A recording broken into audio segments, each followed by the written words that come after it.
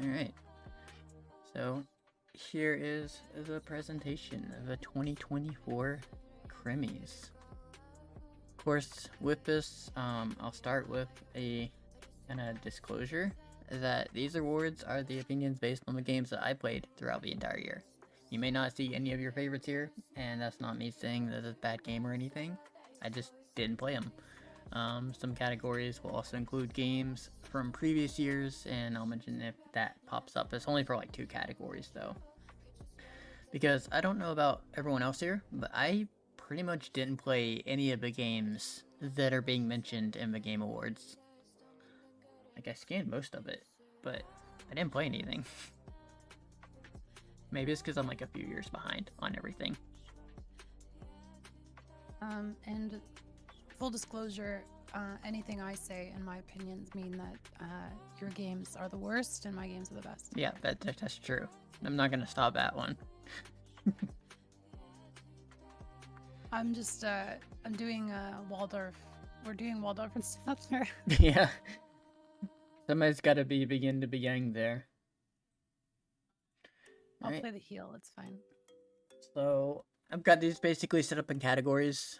Some are ones I yanked from Game Awards. Some are ones I made up. Like this one I made up. The Breath of Fresh Air. So basically a game that spiced up the genre or felt new or different this year. And of course, while you guys are hanging out in chat and you see nominations, you can like vote on which ones you would think would win, or you could comment on some games that you played that were in that category. Open discussion, all that kind of stuff, you know. I imagine people do the same thing at the Game Awards. They just yell out from the crowd. And have these on the good old slow sizzle reveal. So, first up we have our nominations are Copycat, a game that took you in the life of a cat who was kicked out of a home and did a lot with the kind of cat genre, because there's a lot of cat games out there, but this one drove the narrative pretty well with the playable character. What was the storyline of this one? So the storyline was that you were a cat who was adopted by an elderly woman, and you were at one point kicked out of a house, and you think it's because the elderly woman has a cat that looks exactly like you who thinks it's you, but you're trying to convince her that it's not. So you're trying to get back in the house and stop the outlier and stuff like that.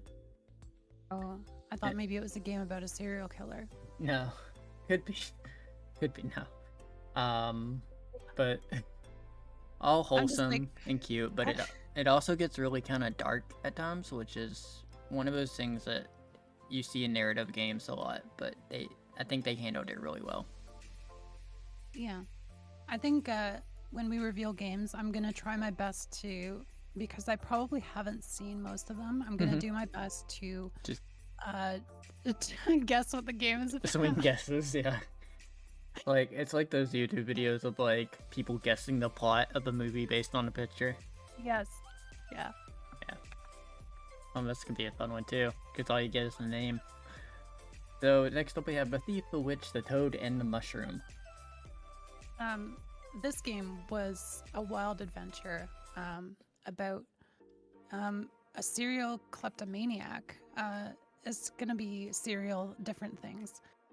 A kleptomaniac and a Wicca woman, and as it says, the Toad, and they all take drugs together and they have a wild trip, and you have to kind of navigate their trip and make sure that they come out on the other side unscathed. There is a lot of navigation, yes. I don't know how much drugs were involved, but there is a lot of navigation. Okay. I don't want to say too much about that one. I will at one point, but I will say that they do a lot with the narrative that makes it well worth the journey. Oh, is it very like kind of spoilery? Yes, it's kind of very spoilery if I get into it. Next up is one I played recently on stream called Dungeon Crawler. This takes the roguelike mechanics and gives you a claw machine. I did watch this one. Yeah, Yeah. this one was neat. And like that, the roguelikes, we get a million roguelikes now. There's a roguelike in every game, almost every genre. And yeah. I just felt like the claw machine was a really good twist up in the genre. It was neat. Because it drops power-ups. You can kind Yeah. of like grab power-ups and it drops them to you, and it's kind of like a different version of turning cards or whatever. Mhm. Next up, we have Little Kitty Big City. I feel like you probably would have like played or seen this one at one point. Yeah. Yeah. I remember playing the demo when it was out on Steam Next Fest, Mhm. and then I watched Jules play it actually. Yeah. So like again, taking that open world and just putting it through the eyes of a different character. It's something you get it all the time with like different genres. Like, oh, we're gonna have you do this, but you're a dog, or we're gonna have you do this, but you're a cat. And just throwing it into the open world felt fresh this year. Maybe it's because we haven't had anything like that for a while, because a lot of the cat games have been these darker narrative games like Stray and Copycat and stuff like that. Yeah, doing like an open world thing was kind of neat. Well, I mean, as open as it wasn't like super Yeah, open. it but wasn't super, but yeah. You could jump between tasks and sort of just decide what you wanted to do. Mm-hmm. Next up, we got Arzette, the Jewel of Paramore. This one used, like kind of FMV, Wand of Gamelon style. So Zelda, like the old school Sega CDI games. They used animated scenes and animations throughout the game. Like hand-drawn stuff? Yeah, like hand-drawn. Oh, okay. And I don't know, it's definitely that if you've seen the style before, you would know it. But yeah, from those like famous old Zelda games. Yeah, from like those games. Yeah, those don't remember particular what they Zelda were games. called, There was but they Wand were of on, like- Gamelon, and there was another one. Oh yeah. And they were both for the Sega CDI. So Sega CDI, since they started using the CDs, they had like more memory and more space. So they started creating these like full motion videos for their games. Pretty neat. You can kind of tell, like, even the cover art there, like the logo art and stuff, you can kind of get the feel of it just from that. Mm-hmm. Yes, next up we got Spare Devil. Or are we gonna... Oh, let's see what do you think this game is? This is it's kind of like a flip the script sort of thing, where you play the devil as sort of the protagonist instead of classically the antagonist, and you join a bowling league. It's more like a slice of life, and you join a bowling league to kind of cement your place in the bowling lanes of the underworld. It does sound like a fun time. I would play it. So Spare Devil is a game. It's a FPS game where you defend yourself against bowling pins by throwing bowling balls at them. They're coming at you. Yeah, like you're in an arena full of like bowling pins that are bouncing towards you, Oh or my goodness. or shooting missiles at you, and you have to defend yourself with a bowling ball. Shooting missiles kind of threw me. Yeah. So it's That a is a breath of fresh air. it's a wild time. A little bit different. Now we got... Was there a narrative to that game, or is it just an arena shooter? It's just an arena shooter, so no narrative. Hey Sarah, welcome in. Things are going. We're underway with our Crimmies, our Crim Awards. And we're in our It's the first category. Annual Crimmies. Yeah, the brought first to annual you Crimmies. by Bye. Crest. Yes, great. Insert sponsor here. This coaster with a bird on it. Posters.com. Coasters.com. So our Get next... yours today. Use promo code CRIM. Yes, use promo CRIM everywhere on every site. It'll eventually go through somewhere. Gonna work some point. I tell you, you fired every place. Next up we got Buckshot Roulette. This game I've just... seen this one. Yeah, this game just got its multiplayer update as well. I actually had to verify when this came out. It came out in January of this year. Because I was sitting there thinking, this game's like a couple years old, right? But no, it came out in January of this year. There's Penance with a spontaneous applause from the crowd. Interesting sponsor. I thought for sure Axolotls would have sponsored that. Just, surprisingly enough, I did not do best Axolotl game this year. Probably because there weren't too many. Yeah, Big Axolotl is in some hot water right now. Yeah. Ba-doom-tsh. And then lastly, we have the one you saw recently, the strongest tofu. I keep wanting to say the strangest. This is my game of the year. That's your game of the year. It is. I don't even know how to describe it. I mean, even if you were to take a guess, you would probably be right. This is the hero's journey. This is, the hero with 1,000 faces. This is every classic human story ever told, wrapped into a soybean, I suppose. Yeah, wrapped into a soybean. Alright, and I'm gonna keep it. I kept all this relatively simple. No flair and craziness, no noises. But we have our award for the Breath of Fresh Air 2024. Oh, let's open the envelope. Going to Buckshot Roulette. So, for each one of these, I do have just like the video trailer, something that plays. My plan was not to talk to these again because noise balancing. So I'll just play this.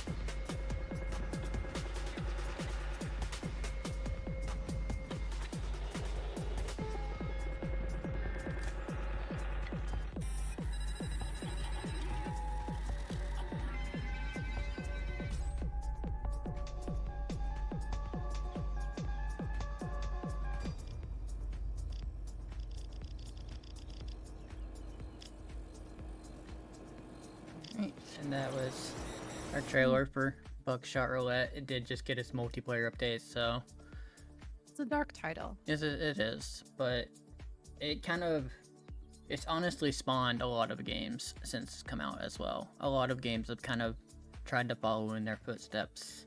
Yeah, I think despite its appearance, that might turn some people away. It's got that classic mechanic of just like, oh, just one more turn. Oh, I'll just try one more time. Yeah, exactly. Well, one more round, one more. Yeah, and it's right. It has spawned at least 8 clones, at least, and I'm sure there's more that have done like the same thing. Some of them are like multiplayer games and stuff like that. Yeah, and that's super important.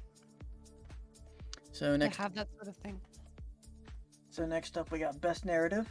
Regardless if it just pulled the heartstrings or pulled me in, I think this game had the best story told this year. So, first up we have just a To the Moon beach episode. I was here for a portion of this. Yeah. It seemed like a quite complex story, but it seemed very touching. Yeah, that's exactly what it is. A little bit of a kind of information about one is that it's a part of a series, and this would be the kind of climactic ending to the series. That's kind of why it was a little bit tough to stream, because I knew going into a stream that it was only going to appeal to the people who had seen the previous 4 games. So it was kind of the end of the story. I think I remember seeing I don't know if I watched the whole thing, but at least a video on the original. I believe it was the first one that came out, and that was quite touching. I thought it was. I didn't really expect to be drawn in quite so much. Yeah. So, it's very interesting where the series has gone over the years. I think this is like almost 10 years for the series now. Wow. And has it been that long? Yeah, it's been quite a while, and it's interesting to see kind of what's happened with it and what's going to happen with it in the future. Because although this is the ending, the developer has already released information of a new series or a new kind of alternate ending, I guess. So. Next up, we have the Cub. And again, this is for the narrative. So the Cub is kind of like Limbo meets Jungle Book, the 2D platformer, where you're essentially kind of follows the same narrative as the Jungle Book, but as a human left on Earth after humans leave Earth. Oh, I was very curious as to how you were gonna tie those two things together. Yeah. So the boy, like the Cub, he is like raised by the creatures that were left behind on Earth, and humans come to interact with him again one day after. So I guess maybe even closer to Tarzan with that in that regard, where humans come back. I guess so, yeah. I could see it. We have again the Thief, the Witch, the Toad, and the Mushroom. Right, the famous drug trip. The famous drug one, yeah.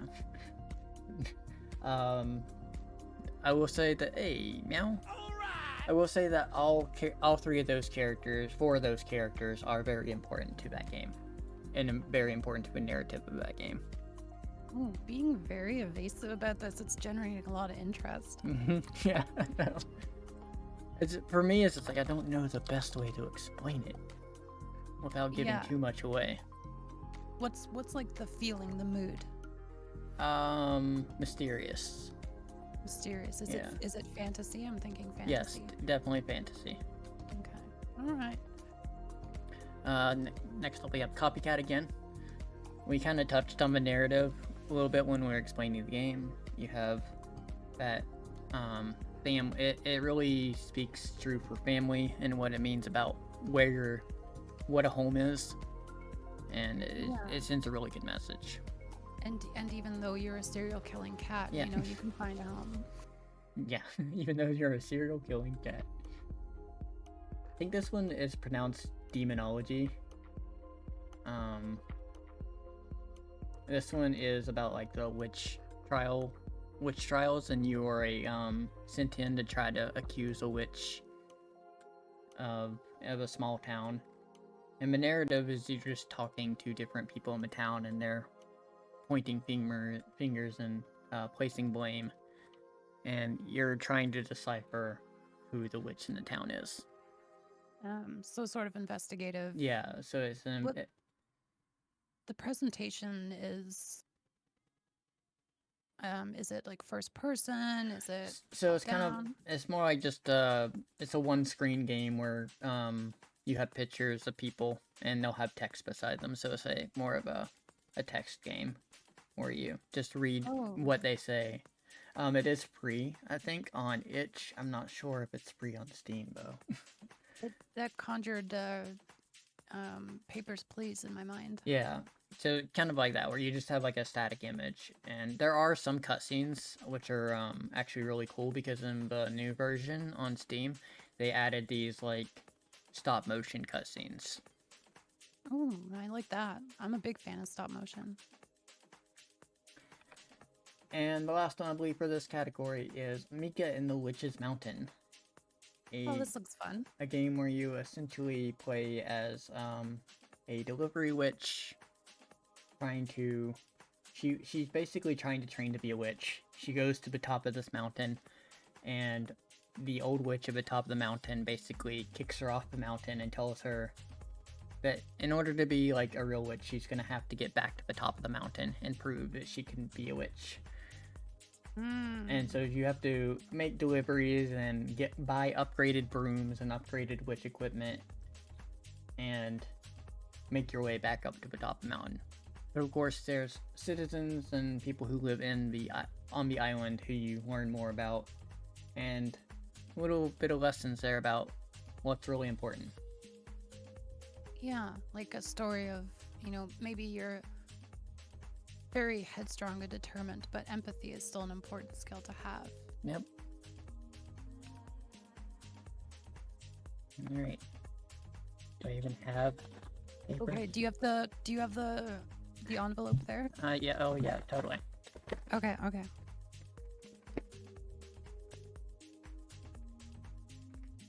Word goes to the thief bewitched the toad and the mushroom.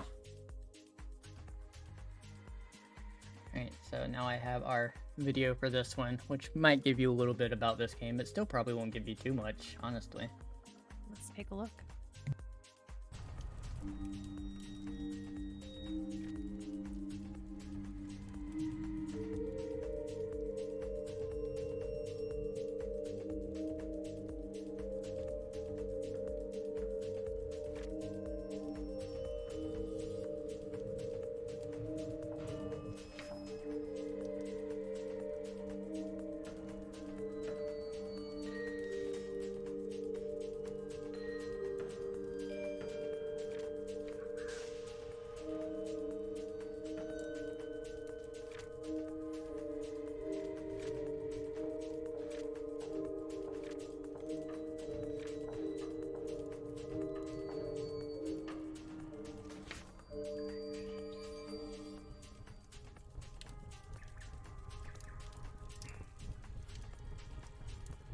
Alright, so that probably told you not much of anything other than it was a narrative kind of storybook game. I was not expecting it to be almost a literal storybook. Yeah, The art is beautiful. Yeah, it is. It's really beautiful art they have in it. We do have ads rolling in, just so people are aware. Take a short break. But we have chat in its natural habitat. What the crowd is doing. Sarah's emerging, pondering the absence of axolotl sponsorships and referencing Ghibli-esque tales of witchy baking. Penances, noting the mysterious clone phenomena as Meowish treats the pack with bear-like warmth. An autumnal affection. The ecosystem thrives in its just chatting habitat. Did you play Slay the Princess? Oh, I did play this. Play Slay the Princess, and honestly, I thought about throwing it in a category, but I've only played like one ending to Slay the Princess. There is a lot to that game that I have not touched. I kind of only scratched the surface with that one, but that one is a really cool game as well. So, are you having any tea today, Autumn? Just cleaned out our I do have tea. coffee with me, yeah. We cleaned out our tea cabinet this morning with the intention of buying new tea. Because I was like, some of the tea has been in here for a really long time. Yeah. I mean, it's kind of like, I don't know. It's probably fine, but like you get that thought in your head, like, this is too old. I just can't. That's true. Well, yeah. So, while the ad breaks are just ending, we come back to a Frostpunk game key giveaway. I've got a few of these thrown in here. I do need to move my camera. I'm realizing that right now. We totally tested. We tested everything, guys. This is a thoroughly tested production. Okay? Yes, thoroughly tested. I'm going to go on a little rant here about Frostpunk. Okay. Okay, you go for it, because it's cold. That's what I got. Okay. It's cold. It's hot. You gotta pick this up now because Frostpunk is one of the best games ever made, in my opinion. It is challenging. It's fun. It's got all the things I like. It's got resource management. It's got a tech tree. It's got a good story. And it's got good sound effects. It looks great. It makes you make really tough decisions, and those decisions will actually branch you into different outcomes. Like, it doesn't kind of all end up in the same place. And you may not even succeed at all. Your city might die and everyone freezes to death. So you don't even have the guarantee of reaching the end. So there's a lot of different outcomes for it. It's a fantastic story. It would make a good book, actually. Like, just somebody write like a story in the Frostpunk universe would yeah. be a good thing. I think that um, even though the second one is out now, the original is not by any means an inferior product. Like they've been getting a lot of attention lately, and I think they deserve it all. They've made a great product. There you go. The gleaming review. More than it's cold, because that's what I got, and I would most definitely kill the people. So that's up if anyone grabs that. If not, there will be a recording up available of this game, so you can continue to see those keys. Let's see if I can stay up here this time. We'll see what happens. I might need to move again. Narrative books are coming. Talk soon. Do you actually think an announcement to the audience? As the collection plate comes through, make sure to donate. We're keeping track of who donates what. Just wanted to put that out there. Autumn has many jobs at this ceremony. I'm also security and extortion. I'm part of the extortion department. Part of security and extortion. That would be a great job title. What's your job title? Oh, I'm security and extortion for the Crimmies. Yeah, I do actually think the first game is better than the second, but it's different, so maybe not entirely fair to say it makes sense. They're both amazing games. And then there's Penance plugging in the Frostpunk 2 art book anthology, or 1 and 2 anthology book. Alright, so next up we have best score or music. To me, music is super important in the game, because I hate it when I'm playing an indie game of some sort and the music breaks. It just pulls me out of the game to not have anything, have any soundtrack playing. Or a really annoying loop. Yeah, or a really short, annoying loop, yeah. Yeah. So I don't have all the music playing for this part, but I do have music for the award winner. So first up we have Knights of the Road. This is a very kind of like chiptune SNES type soundtrack. It looks very classic. Yes. Very classic art style. It is definitely this year, but it definitely is inspired from games like DuckTales and that kind of bit era of games. And the music is just as inspired, just as creative. Next up we have, again, the Just a Two Moon series beach episode. This music will pull emotions out of you if you are attached to this story in any way. Is it I'm imagining full orchestra. I don't really remember, but is it sort of maybe like a synth orchestra? Yeah, kind of. There's also a lot of piano music and things like that into it. And we have Sheepy, a short adventure. This was a free-to-play that came out this year. And there is a YouTube artist known as Suicide Sheep who does a lot of like lo-fi, cozy, but also does a lot of kind of darker tones, electronica music.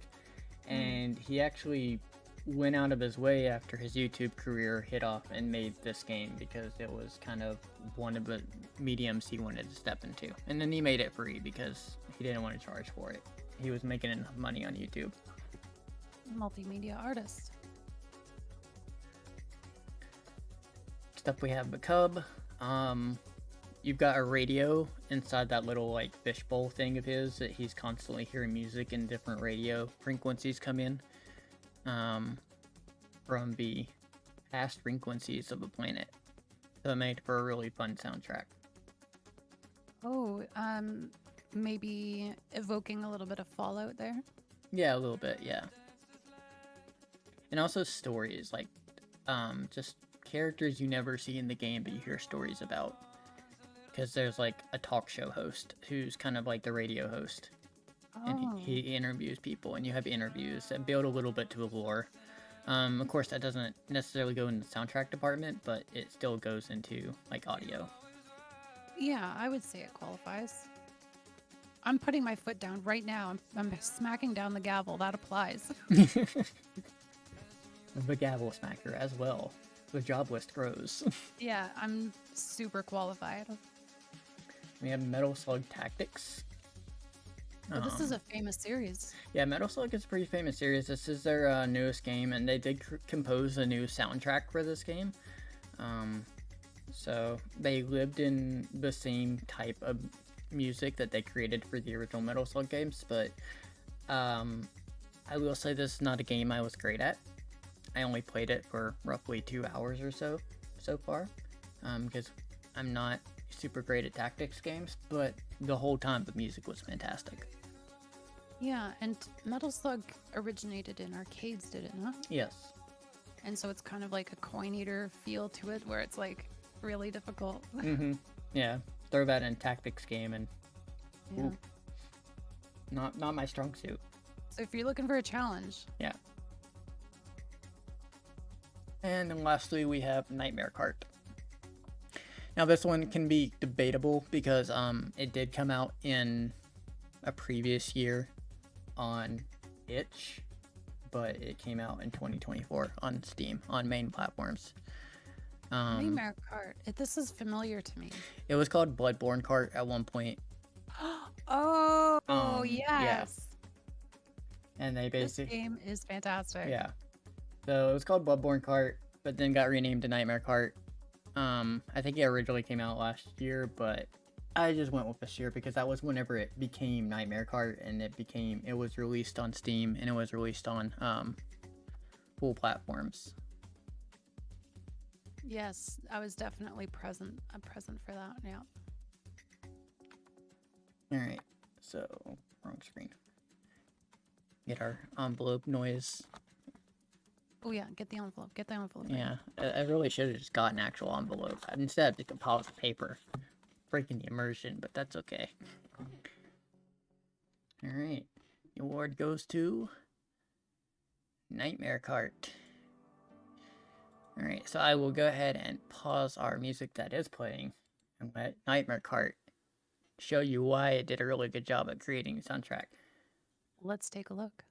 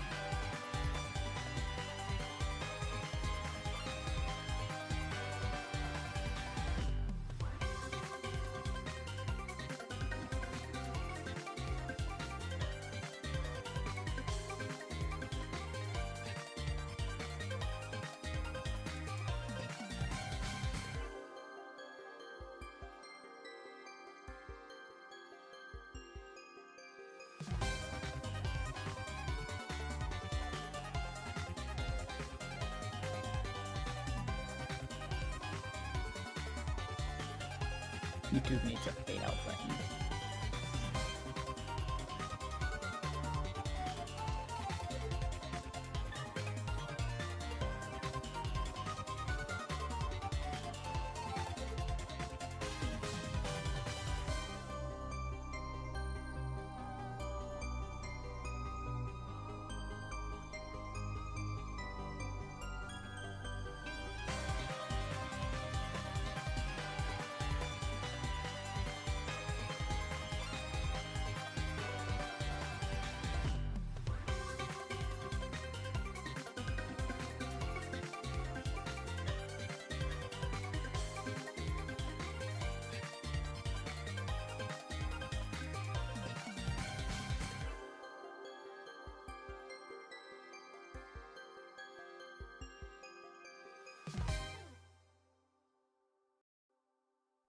All right. So, a lot to kind of pick apart there, but, you know, it did a great job of building a soundtrack that felt like it was in the world. And that the, Like, it gave you this kind of Castlevania-esque or Bloodborne-esque world with keeping you in, and also, like, that was just title screen music. Everything in the game feels like it's really accurate to what you're looking at, but keeping that momentum going with music, and it changes it up enough to where it's not too short of a loop. Yeah, it was fantastically fun to watch.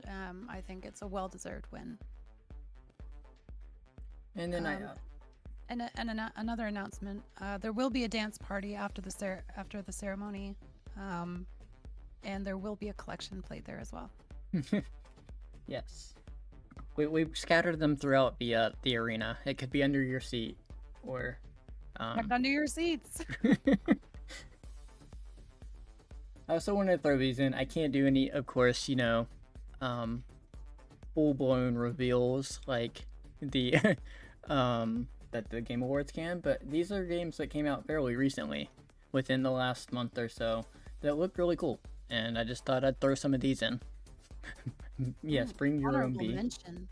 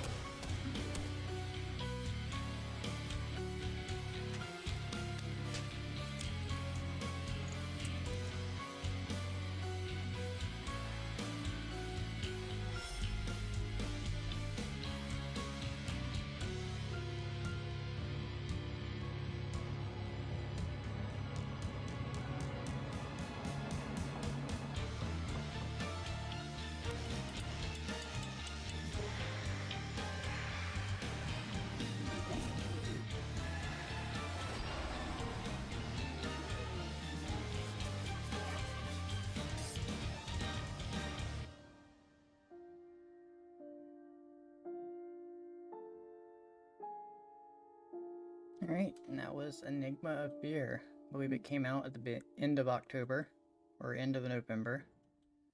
Yeah, it looks like a lot of fun.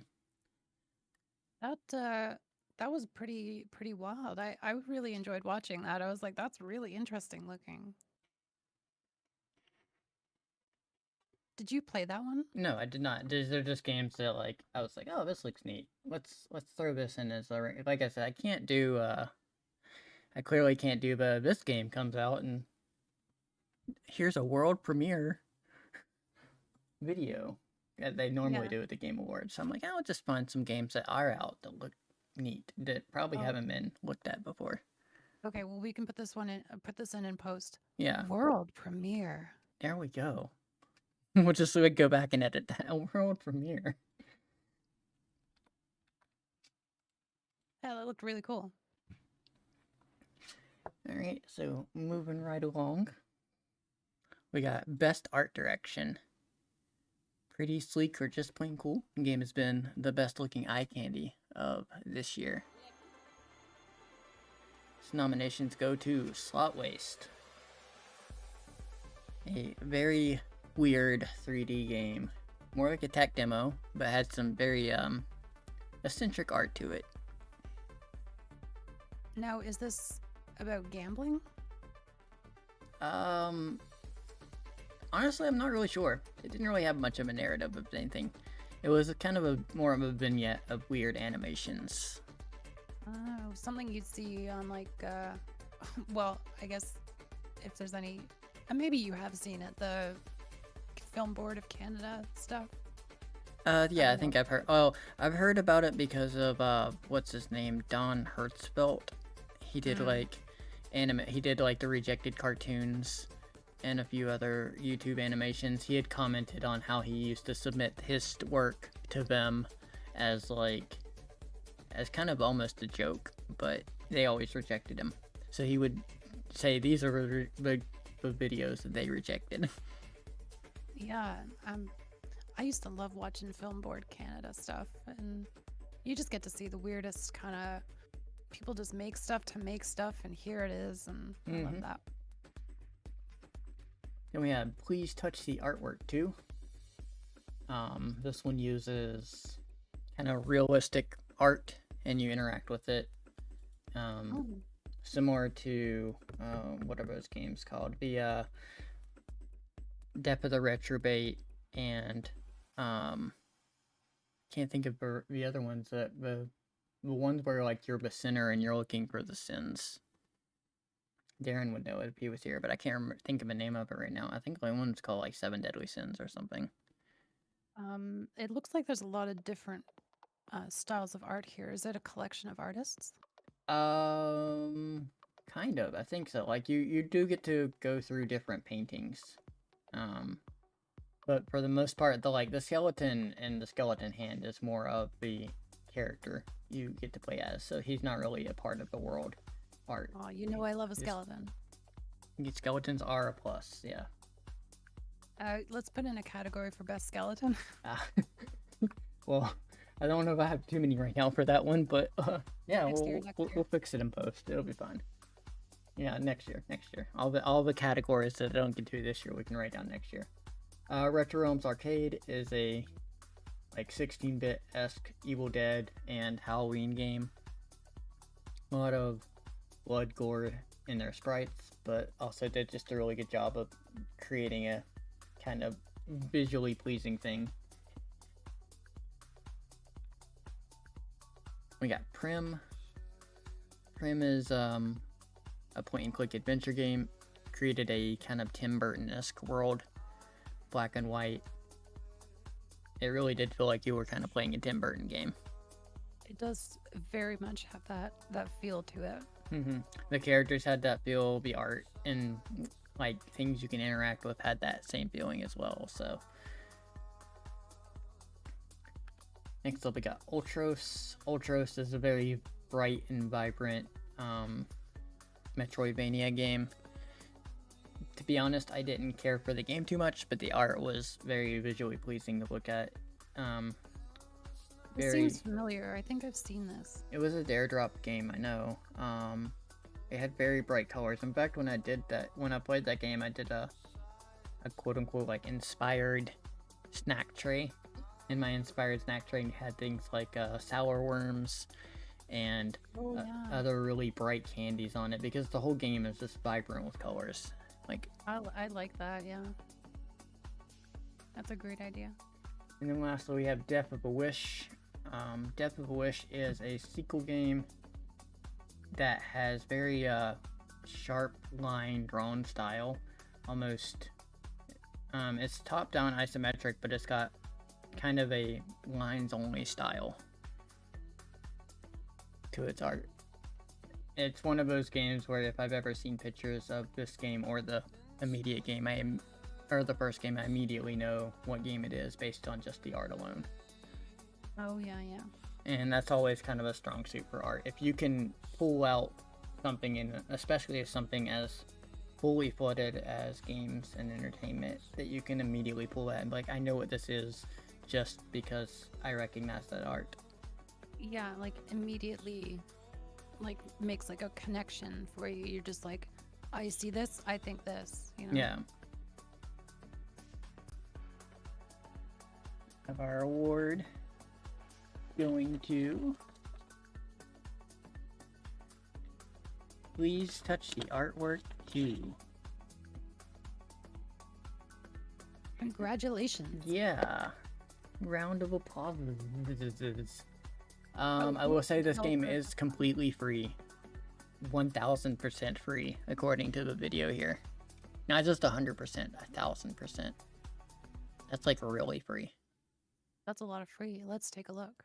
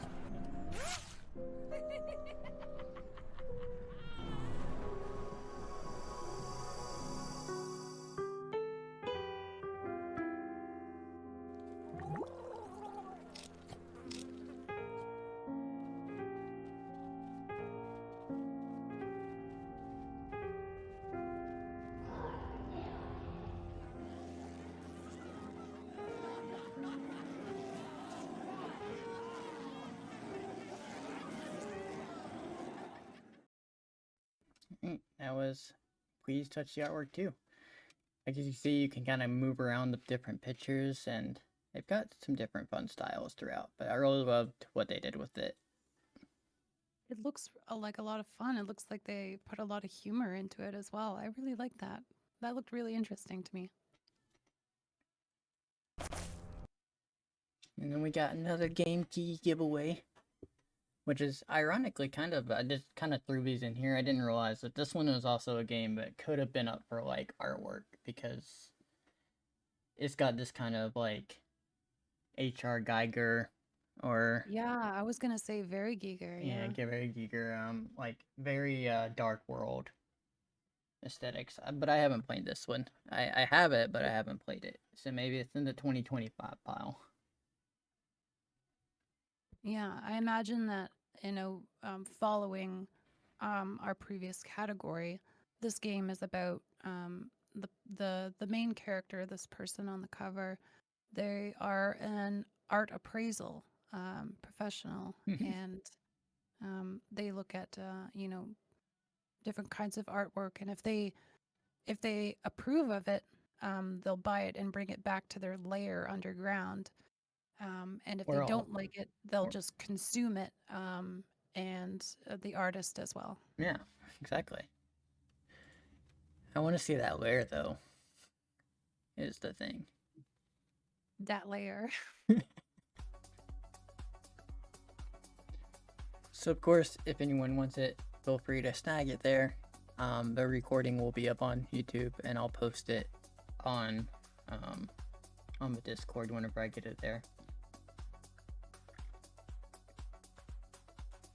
Best debut game. So next up we got a category for the game, but it was their first game in 2024, brand new developer. They didn't create a game in previous years, and they don't have any other games that they've done.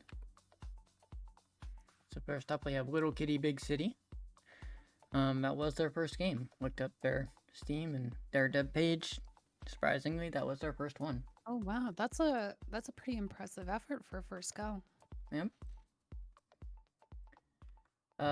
Next up is Arzette, the Jewel of Barrymore. Again, that kind of Sega CDI graphics that they had. And this game actually exploded online for a while too in the YouTube field. Exploded? Yes. Did anyone get hurt? Probably. But so we didn't hear about it. They never cover the important stories. No, they don't. The Strongest Tofu. That was also their first game. Game of the year. The Thief, the Witch, the Toad, and the Mushroom. Of course, you're gonna see some duplicates in some of these categories. Well, of course. A lot of these projects are kind of like lightning in a bottle, right? Yeah. Where a lot of good things came together to make a really classic, unforgettable experience. That is very true, yeah. Chaos Sisters. We haven't talked about this one. This is a 2D Metroidvania with all hand-drawn art. Oh, very cool. And it also added some new features in the Metroidvania, like swapping between characters and different different outcomes based on what character you were playing and stuff like that. So you So can swap as you're playing. yeah, you can swap two like different characters as you're playing between the two characters. Interesting. We have Copycat making its way here again. That was their first game. Or as Autumn has deemed it, Serial Killer Cat. Serial nominator. Serial nominator. Popped up more than once, more than 3. It's make a cereal. Sheepy, A Short Adventure. Talked about that one coming from Suicide Sleep from YouTube. They went out of their way and just dabbled into another field. Last up we have Nomer, I believe. Probably Nomer, because Bomber. Nomer. Nomer. Because gnomes. Yeah, Nomer because gnome, but the gnome bomber.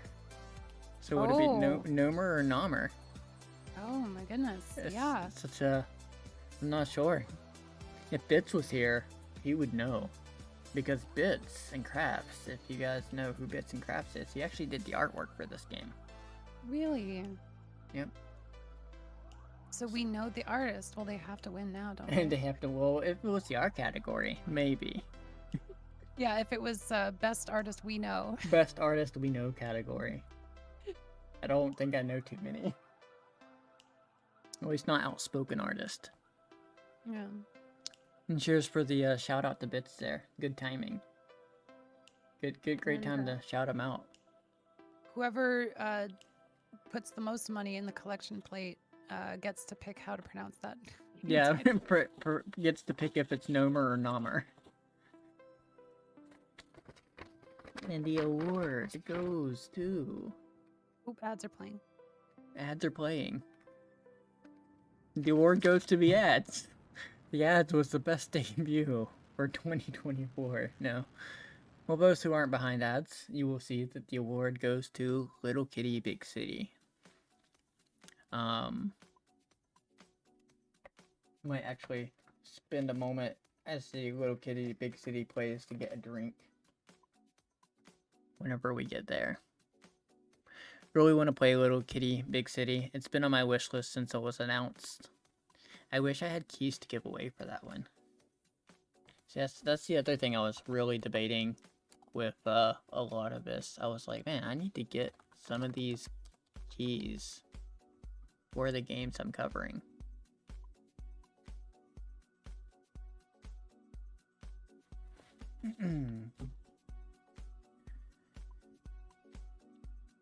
And we're back. Yep, and we're back. It'll go cheap one day. Yeah, it will. It's actually about granted, everyone feels differently about websites, but if you use something like CD keys, it's about $7. $7 US right now for Little Kitty Big City. And we have a Steam sale right around the corner. And the winner is Little Kitty Big City. Yeah. Let's take a look.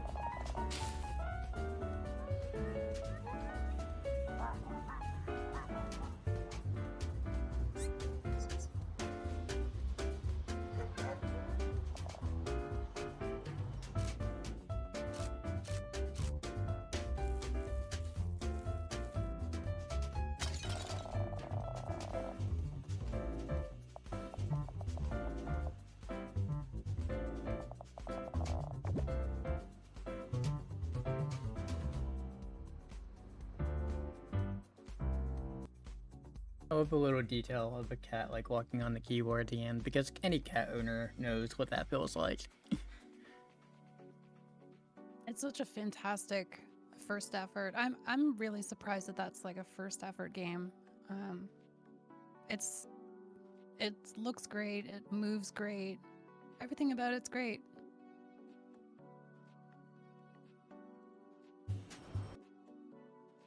And then we got another random recent game. It's called Cave Hikers.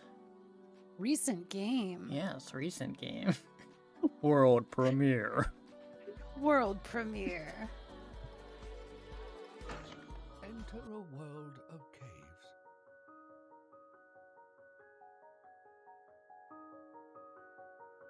Filled with crystals and strange rocks. Fantastical creatures. Rivers of lava. And pools of cold and refreshing water.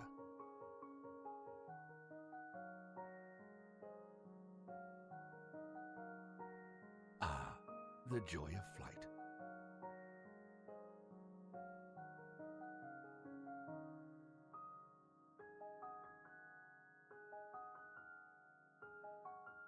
A good alchemist can easily make fire.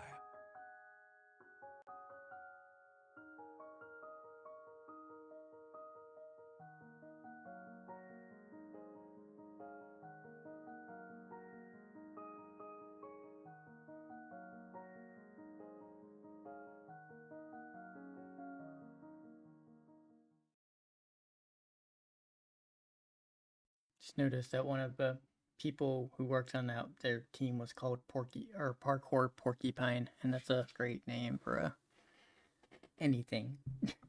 I love the way that looked. Yeah, it looks like a kind of point and click with a whimsical world to explore. So Yeah, some puzzle stuff to do and nice artwork.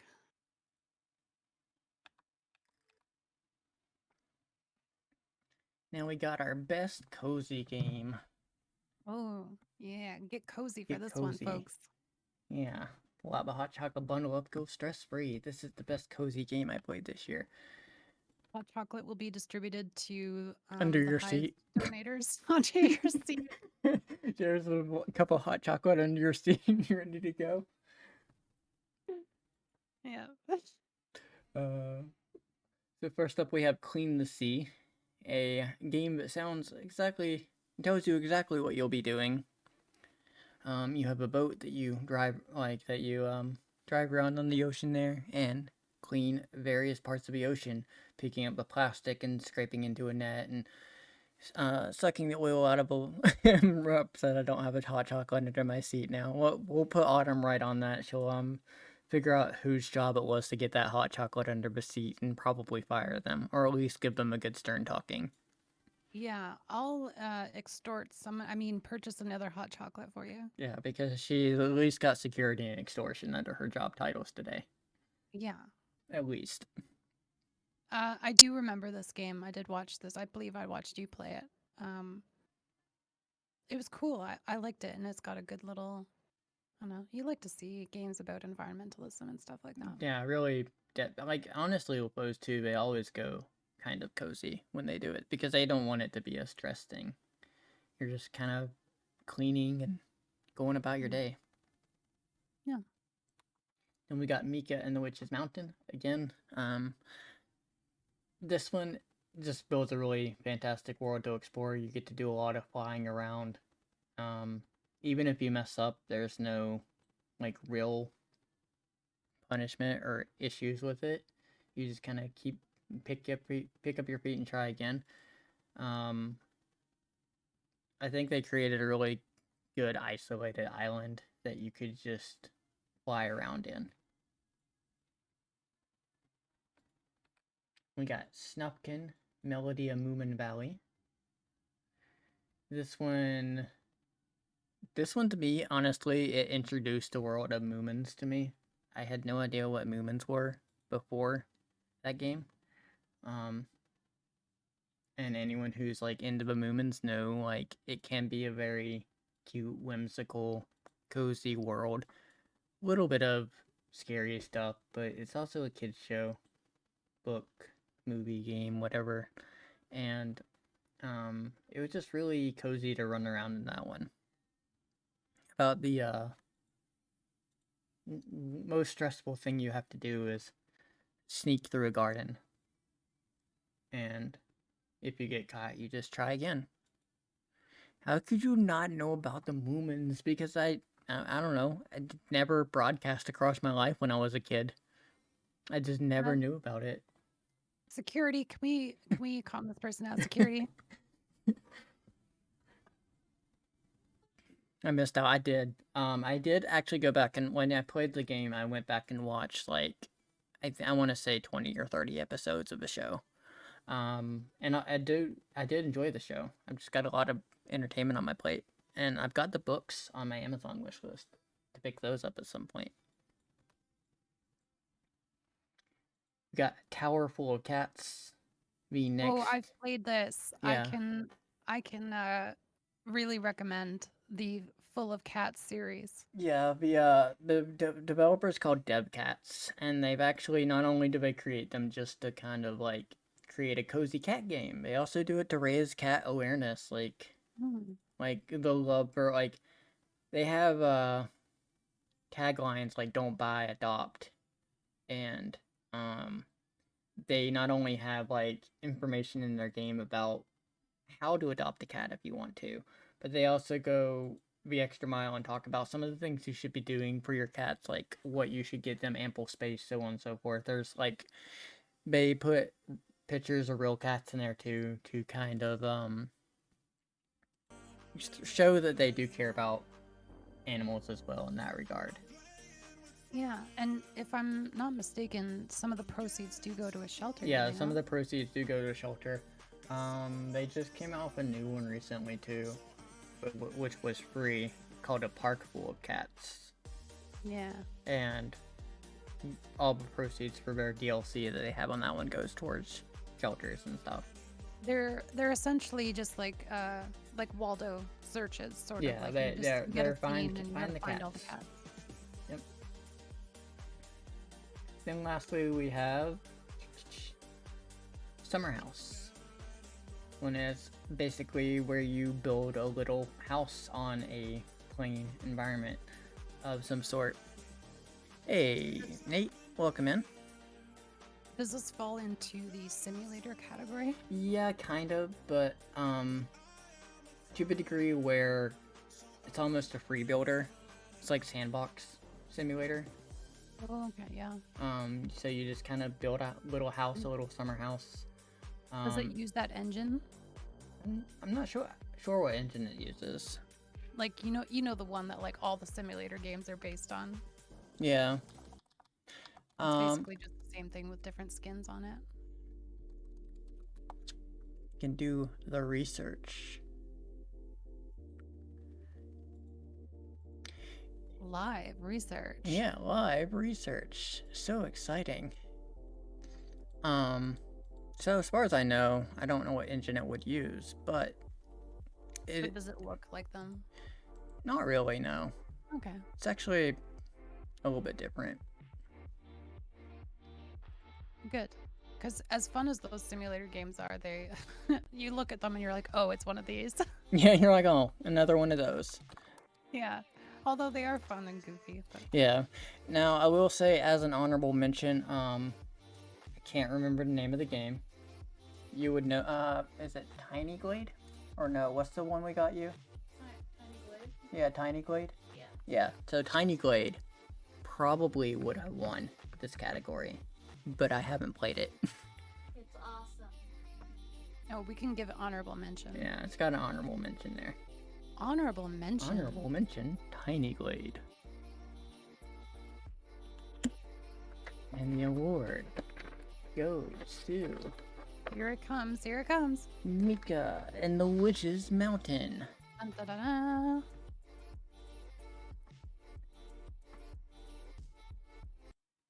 Let's take a look.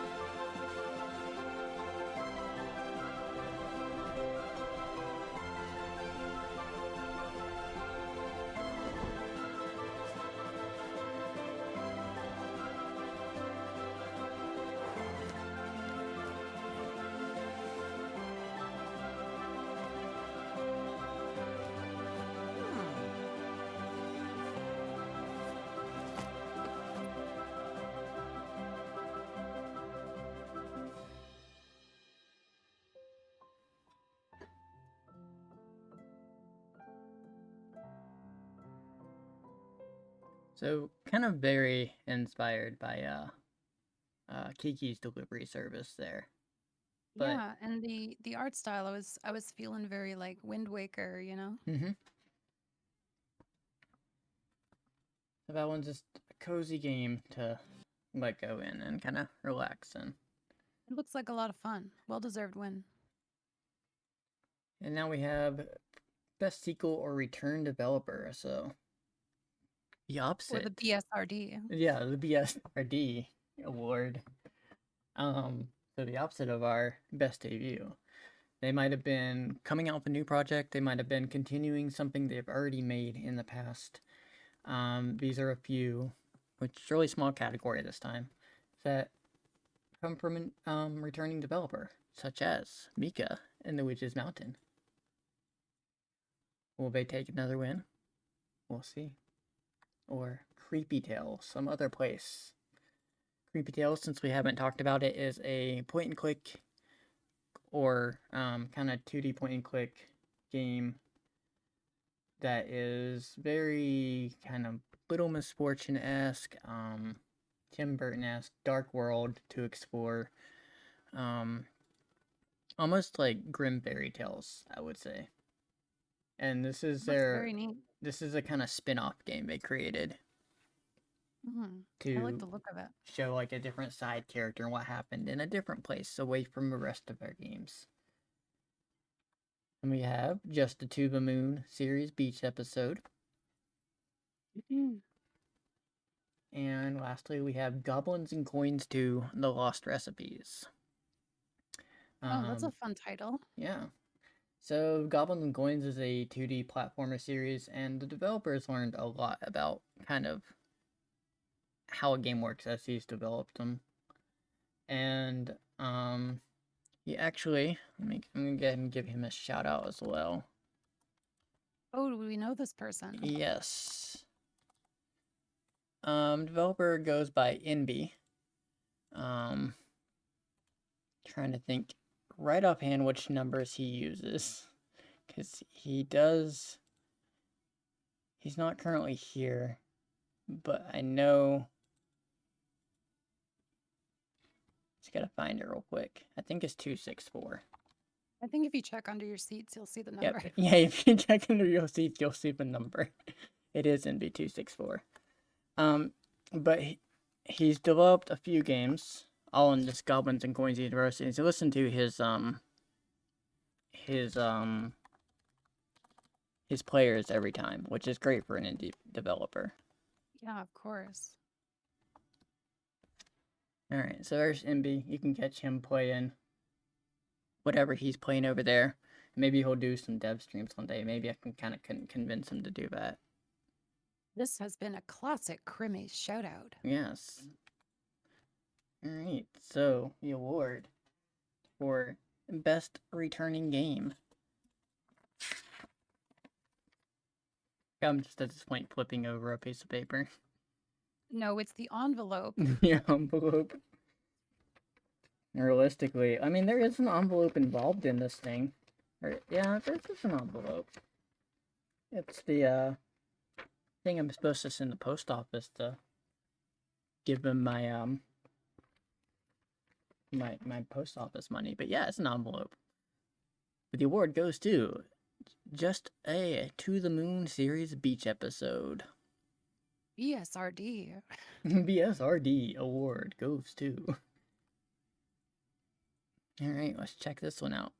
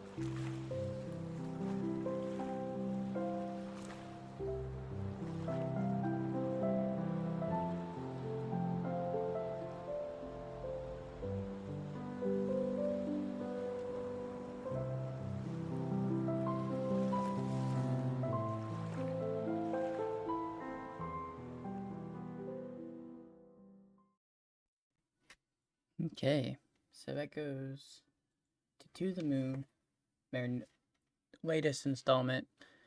Watching that, does it bring some old feelings back? Yeah, it definitely does. So there were certain shots in that I'm just like, let's not cry. Let's not start crying. Yeah. No, that's so good though. That something can affect you that much, and that even just like, giving a thought to it, you're just like, oh my god, all the feelings are here. Yeah. So That's a I don't, good. and I don't know if anyone's played this one yet, but like I'm gonna move off this screen now. Okay, so GameCube giveaway. So during this one, I'm gonna go get up and get a drink real quick. So I'll leave this one up while I'm grabbing a drink. And Autumn, you need to take a break. Roll for yourself. I don't even know how far roughly wise we are, but I'll be right back. It's a classic Crimmies game giveaway. Yeah. Check under your seats.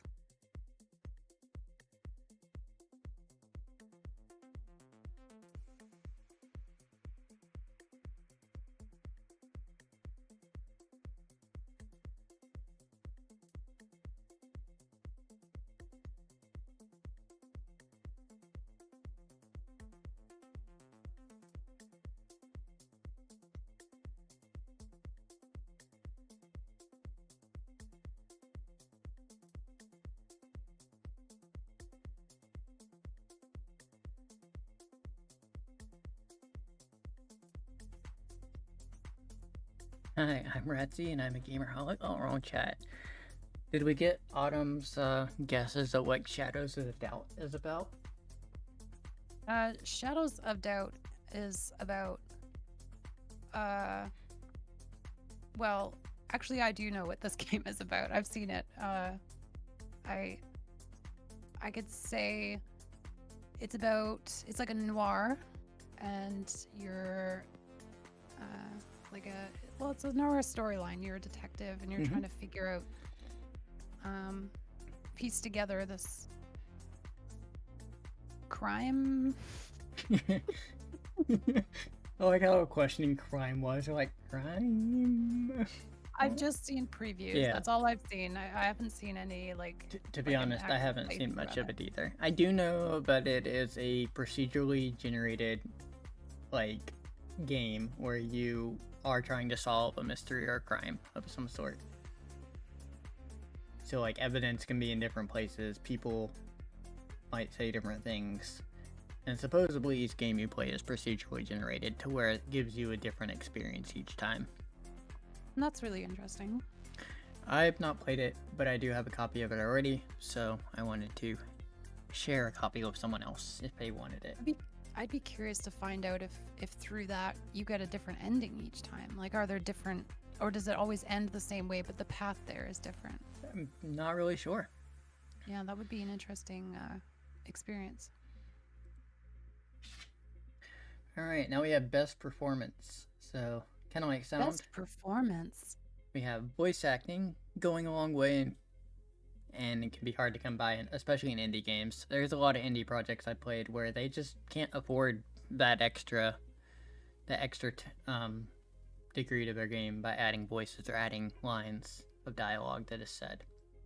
So, this game this year is the one I enjoyed the voices for. Apparently, I didn't do a slow reveal on these ones. Womp womp. That's okay. So, we have Stargate Timekeepers Part 2. The Cub. Oh, does this game have TV money behind it? Probably, honestly. It does have, like, performances from actors, I believe, in that one, from Stargate. That gives it a leg up. It does, yeah. We have The Cub, which we talked kind of about the narrative and stuff going on with that game. Rat Serial Shaker. nominator. Rat Shaker I had to throw in there just because whoever did the voice work for the rat in that game. So bizarre. So bizarre. So bizarre. I think that game is like it's uncomfortable, but it's such a unique experience. It's so bizarre and so it's just I don't have any more words for it. Yeah. It's just bizarre. It's something that you need to see at least for a few minutes to just experience. Yeah, true. Especially the beginning of the game. Honestly, I'm not huge on the end, but the beginning of the game is where you experience Head Shaker. Then we got Nightmare Cart. There's plenty of characters that are voiced, and it feels like they're right out of a Bloodborne-esque Castlevania world. Good job on the delivery. And Now, last, the voices for that one, is it like Mario Kart where they're shouting out lines as you encounter them on the racetrack? I don't remember. sometimes, yes. Especially during the arena type matches, they might. I'm pretty sure they like say things to you as they're driving around. That's cool. And lastly, we have Arzette, the Jewel of Paramore. That Sega CDI classic type game. And if you've ever seen those Wand of Gamelon type games, you can imagine the performance that comes with those. Oh, do they do it like supremely unhinged like those ones do? Yes, they do. I love it. That's great. And the award goes to Arzette, the Jewel of Paramore. Maybe I just love budget stuff. Maybe that unhinged style of dialogue just hits me just right. Yeah, it's a hard thing to get right, I think, and make it feel authentic. Yep. So let's check out what they sounded like. Let's take a look. This kingdom will be mine. I don't think so.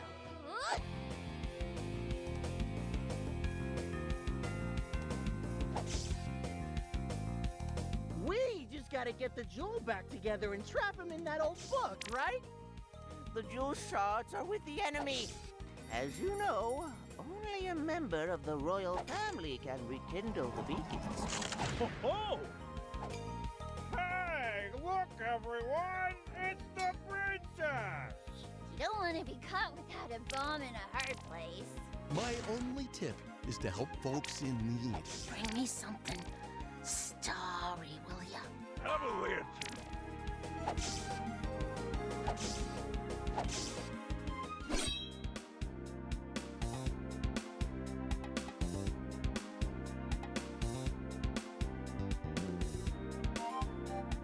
So there we go. Very Definitely authentic. could have done a lot worse with the dialogue and the delivery of it.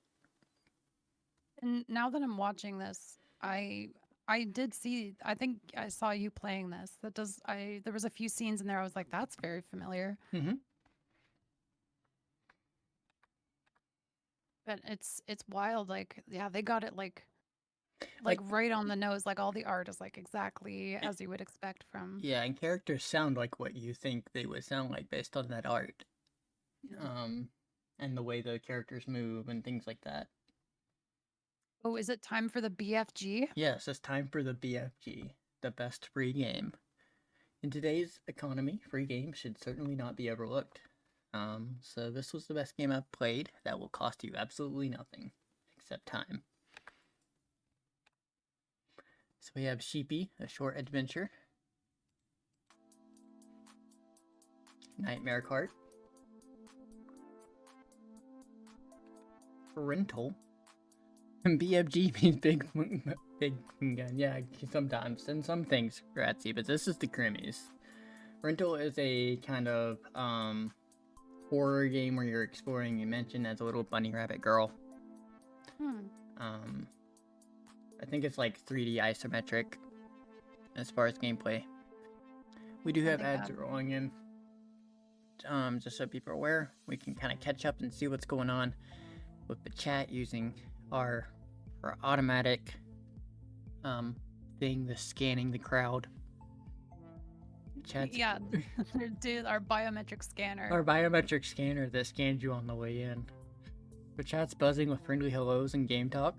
Nate's eyeing Mika for some fun, while Rassie's introducing themselves, a proud gamerholic. Little chat mix-up brought some laughs, and they're all sharing the love with emotes galore. Plus, don't forget to support Crim on Ko-Fi. And Ratsie, They're redefining BFG as bug function gun today.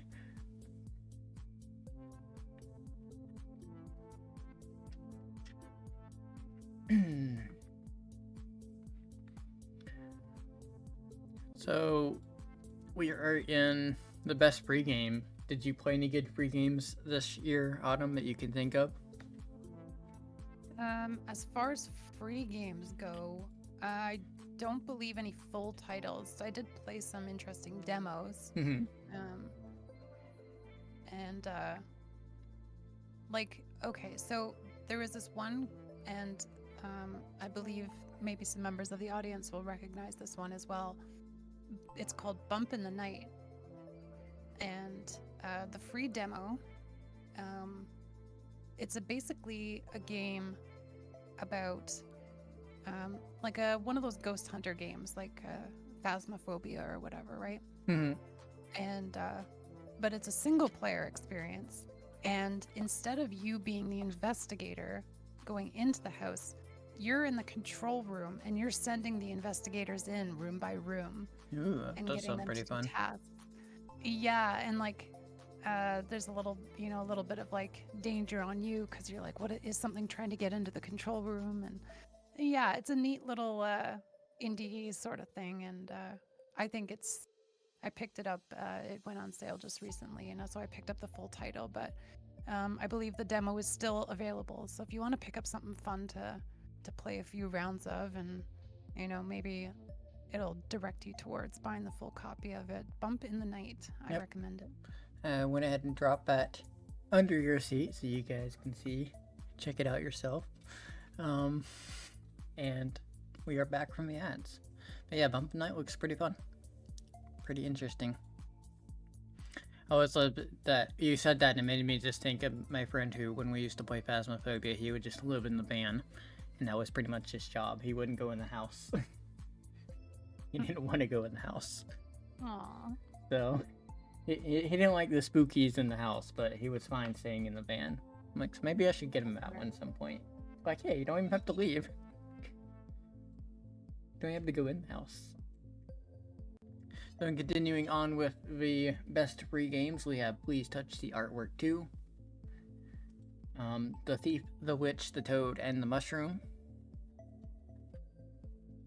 And lastly, one I played recently called Durunko Winko, where you play a small Pomeranian trying to cover a house in as much mud as possible.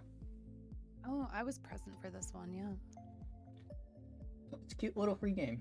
So, I honestly don't think I played too many free games this year either when I think about it. And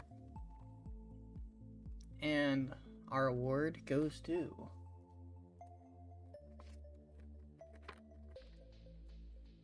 The Thief, the Witch, the Toad, and the Mushroom.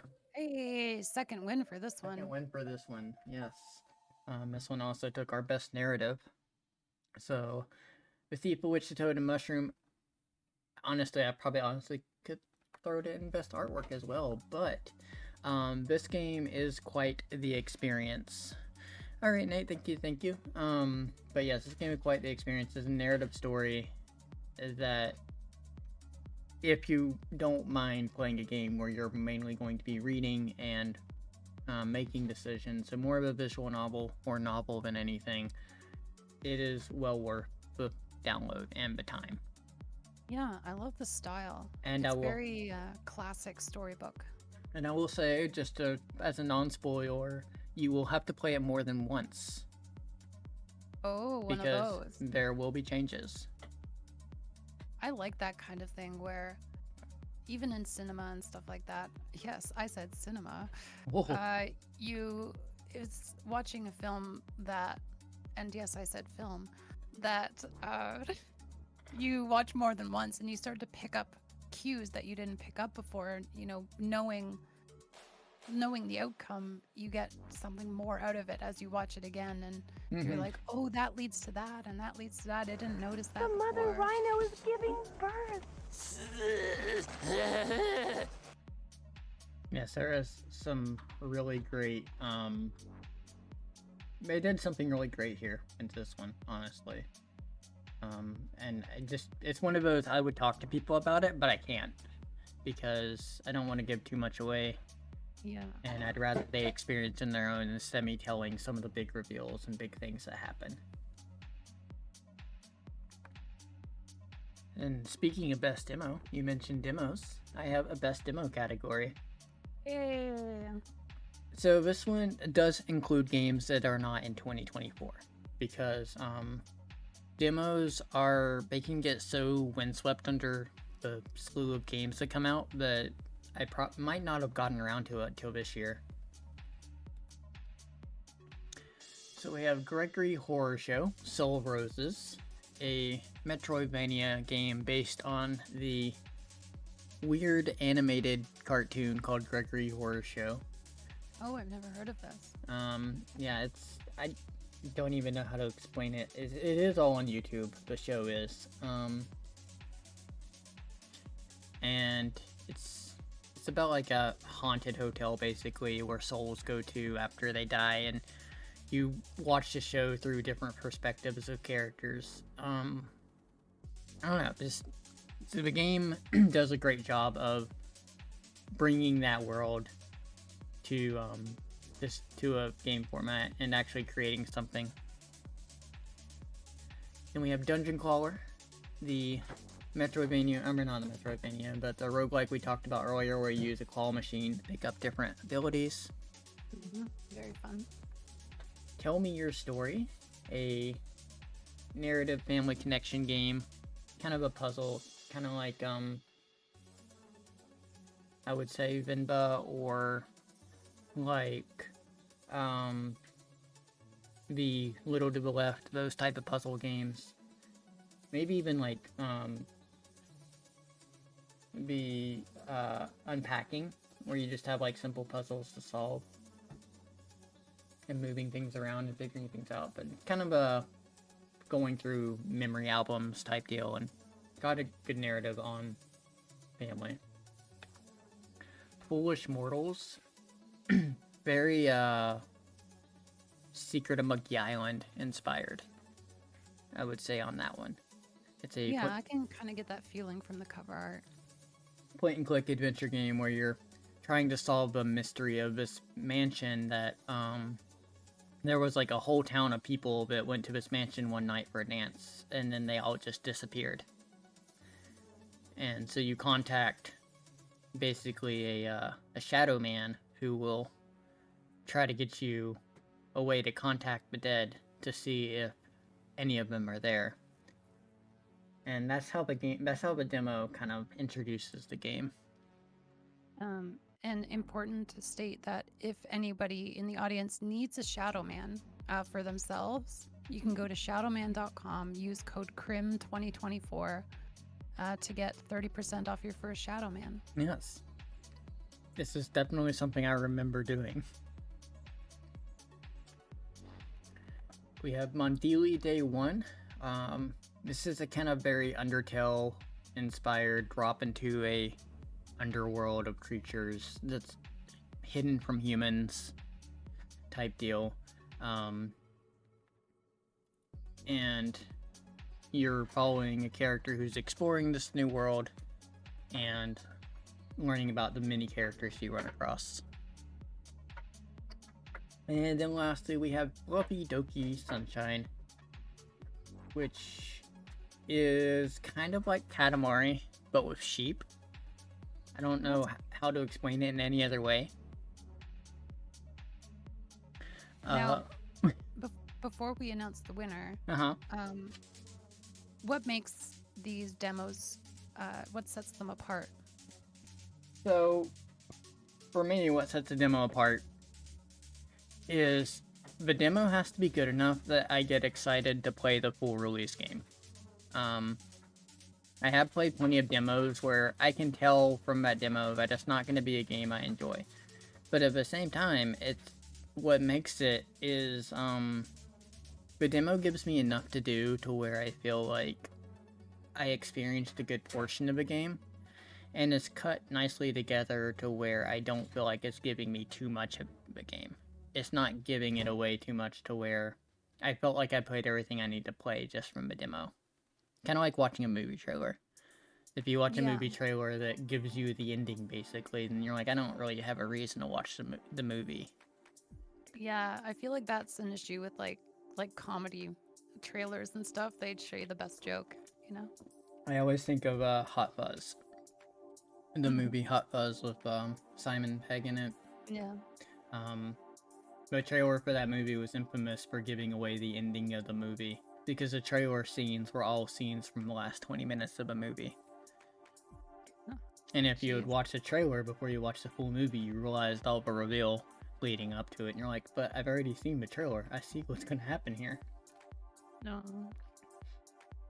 So yeah, most of these games, they pretty much like made me want to get the full game whenever it comes out. And in fact, well, two of these I have now. I now have Dungeon Crawler and I have Mundili. And the award goes to... Ooh. Do you read this one?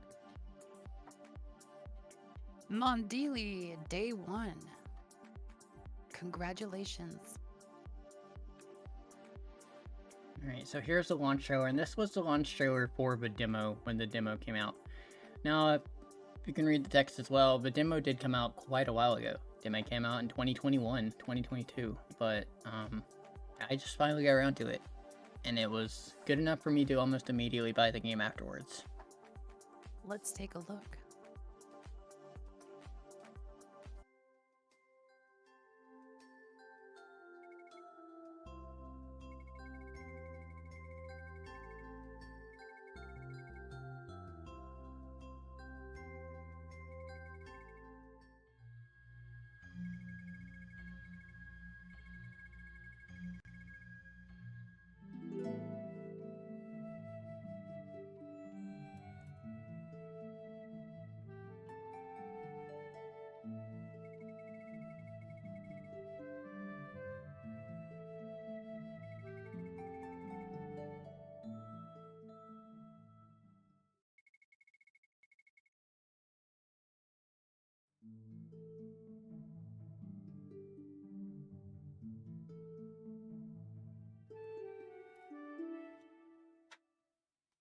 Okay, that was Mondili.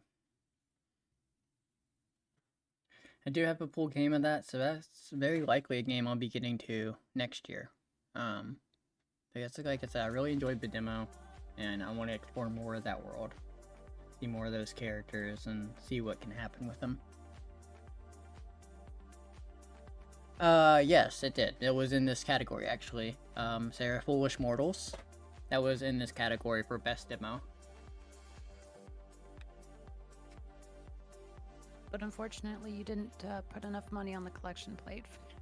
Unfortunately, the collecting plate was not filled, so I just closed my eyes and went with whoever threw the pennies. Now it's time for a classic Crimmies giveaway. Now for a classic Crimmies giveaway. Now this is a really fun game. I like Sticky Business. It's cute. You run a sticker business, and I mean, you just create stickers, and then your chat can buy them as well. It has Twitch interactivity where your chat can buy your stickers. So the key there is at the bottom of the screen. Of course, if anyone grabs it, you can say so. Otherwise, I'll leave it there for a little bit. Did you ever play Sticky Business, Autumn? No, but it has come up recommended for me. I think on a couple different occasions on Steam. Mm-hmm. And there's one, you know how you can kind of follow like creator pages or whatever, and they'll do like game recommendations, right? Yeah. And there's one, gosh, let me pull it up. I can't remember the exact name of it, but Research Live. live research. Live research. As I scroll, it's called Wholesome Games. The Wholesome Games. Oh, okay, yeah. And so they, every once in a while, they'll put up, you know, like a little small collection, maybe 3 or 4 titles, and I'll look through those. And I know this has come up at least once for me, and it looks really cool. The art is great, and it would just be it would be a lot of fun to like to have this like in real life, but like you'd end up with like a lot of trash. So like having it as like a little experience here that you can just turn on and off, I think is probably a better option. True. And it's nice that you can actually, I didn't know that you could actually like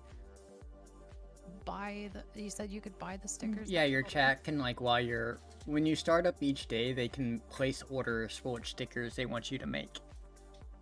And like they can be like, I want to order. It shows you like the list of what stickers they've made and what they have available, and you'd be like, I want to order 7 of sticker number 2, and they have to send 7 of sticker number 2 as an order. Oh, that's cool. I didn't know about that. That's neat. We also have Bits and Crafts who rolled in. We talked about Bits earlier with the mysterious game we can't name. Is he a Nomer or Nomer? Maybe he would let us know. Bits, is it Nomer or Nomer? Because that game popped up in one of our categories. That game. That game. Oh, it's the BPC. No idea, to be honest. Yeah, so now we have the BPC. Well, Bits doesn't know, and Bits worked on the art. So if Bits doesn't know, I don't know who else in the world would. Unfortunate. Clearly not the creator. Yes, the best playable character. I don't know why I apparently did not change the tagline for this one. That's okay. We'll fix it in post. Sit in post. Alright, so best playable character. Oh look, it's Nomer. Again. You're a gnome with a bomb. A gnome bomber. A Nomer. Or a Nomer, if you will. However it is said. It like destroys our brains every time. We get stuck in an infinite loop. Yep. Next up we have Duronko Wenko, the Pomeranian covered in mud. Little Kitty Big City. You do not get to pick the cat, but it is a good cat. Yeah, and this title's a heavy hitter this year. It is a very heavy hitter this year. Next up we have the strongest tofu. Game of the year. I mean, you play as tofu. What more could you need? Autumn's game of the year. Prim. So in Prim you actually play as the daughter, adopted, but you play as the daughter of a devil. Or the daughter of death. And she finds out about this after her mom dies. And then her dad has to adopt her and take care of her, because she's not quite old enough to take care of herself. So it's got a fun playable character there. And she's also very sassy. And lastly we have Mice Guard. A game where you play as Viking mice. Oh, cool. I like the artwork for that. Right. So we have our award. The award goes to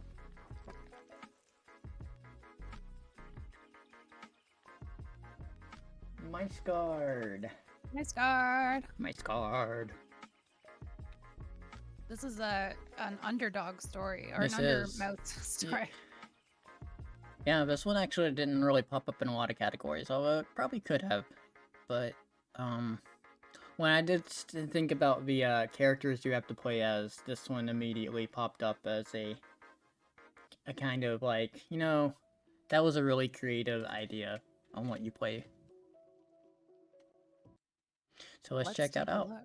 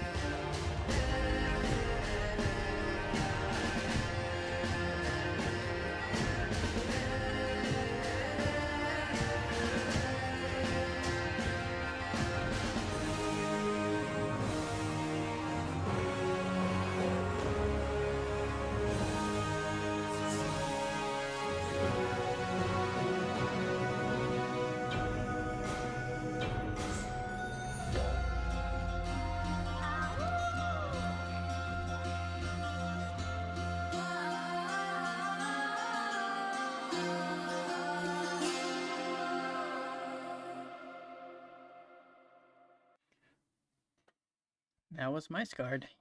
So, very kind of cool character design. And not only do you control one, you control the small army kind of as it grows. So, like really the like or the that few idea. characters as it grows, which gives you like different abilities as well. So, not only does it go into like just the fact the character is fun, you got like actual logistics to what makes that character fun.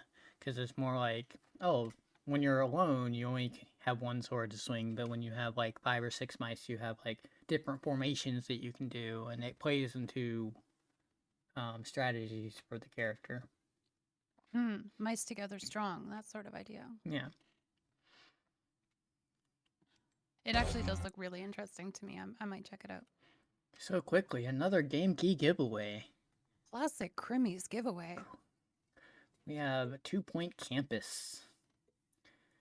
This is a comedy simulator type game of running a campus or university, brought to you by the 2 Point team, who also did 2 Point Hospital. And that's about what I know about it, because I haven't played it.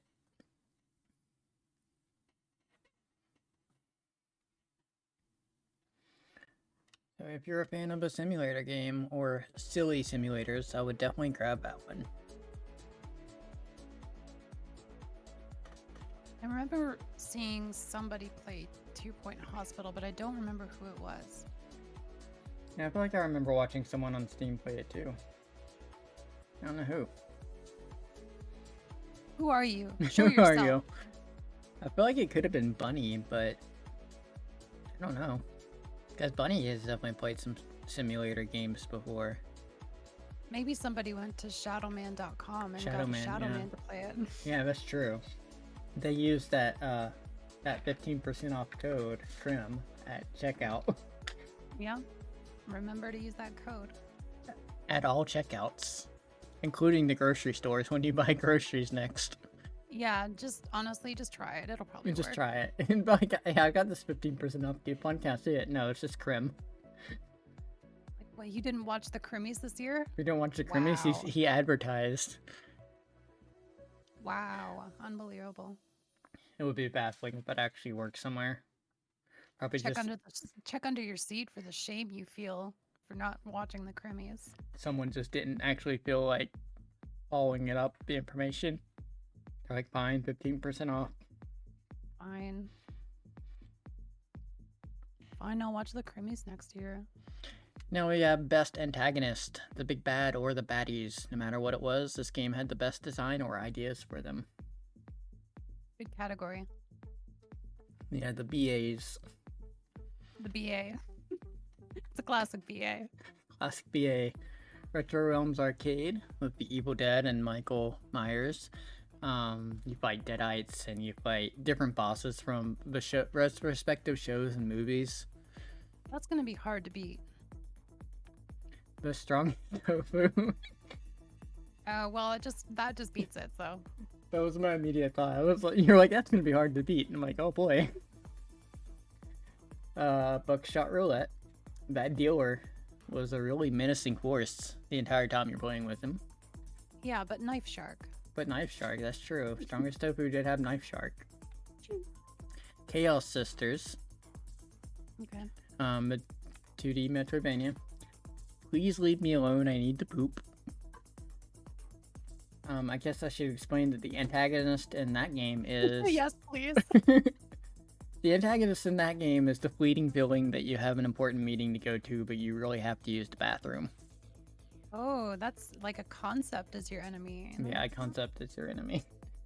So, like, you have to basically do the big important pitch meeting. So, it's kind of creative. So, at the beginning of the game, the boss calls you with details on the meeting, because he can't come to it, because he's got important boss things to do. So, he's going to send you instead. And you have the choice to, like, immediately leave, because you have to use the bathroom really bad, or try to listen to your boss and get more details. Now, the whole game works out as a kind of ticking time bomb. If you can't make it there in time to the meeting, then you use the bathroom on yourself Oh, and booze. but if you can make it to the bathroom, then you get to go to the meeting and face the second antagonist, which is being successful in the meeting. Okay. I didn't I don't think we got the antagonist for the Chaos Sisters.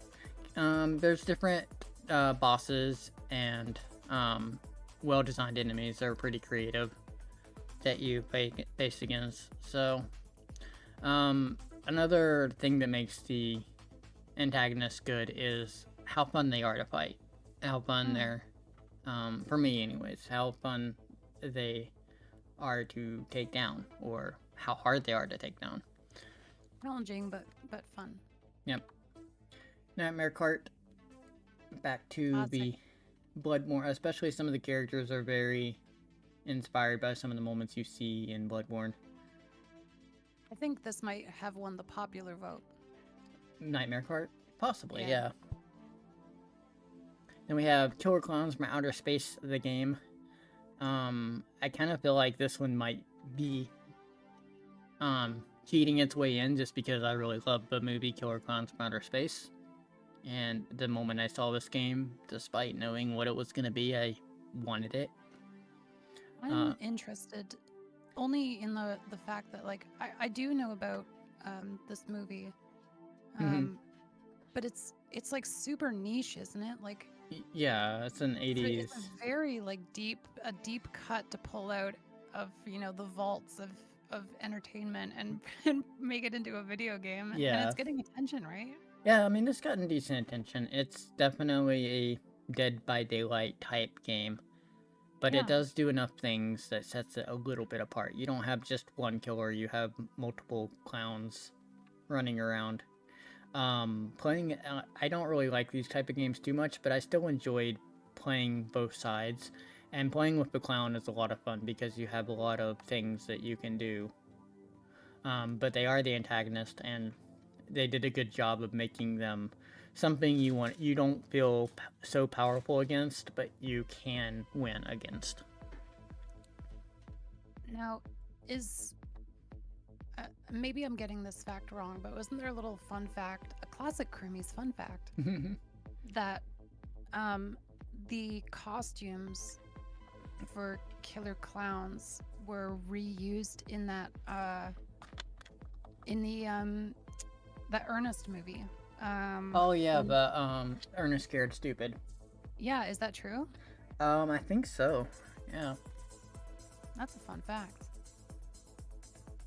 So I'm pretty sure that was like a lot of stuff from the 70s and 80s in film were reused and repurposed for Yeah. different things, especially in like that time period. And there's Horatio Ernest holding up Ernest signs in the crowd. I loved Ernest when I was little. Good old Ernest P. Worrell. Yep.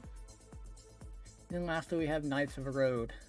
Did a really good job of creating SNES enemies that fit the sprites well, and the bosses were fun designed to where, kind of like Mega Man or any of those other SNES games, they had a loop to the battle, but it was a fun loop to learn and fight against.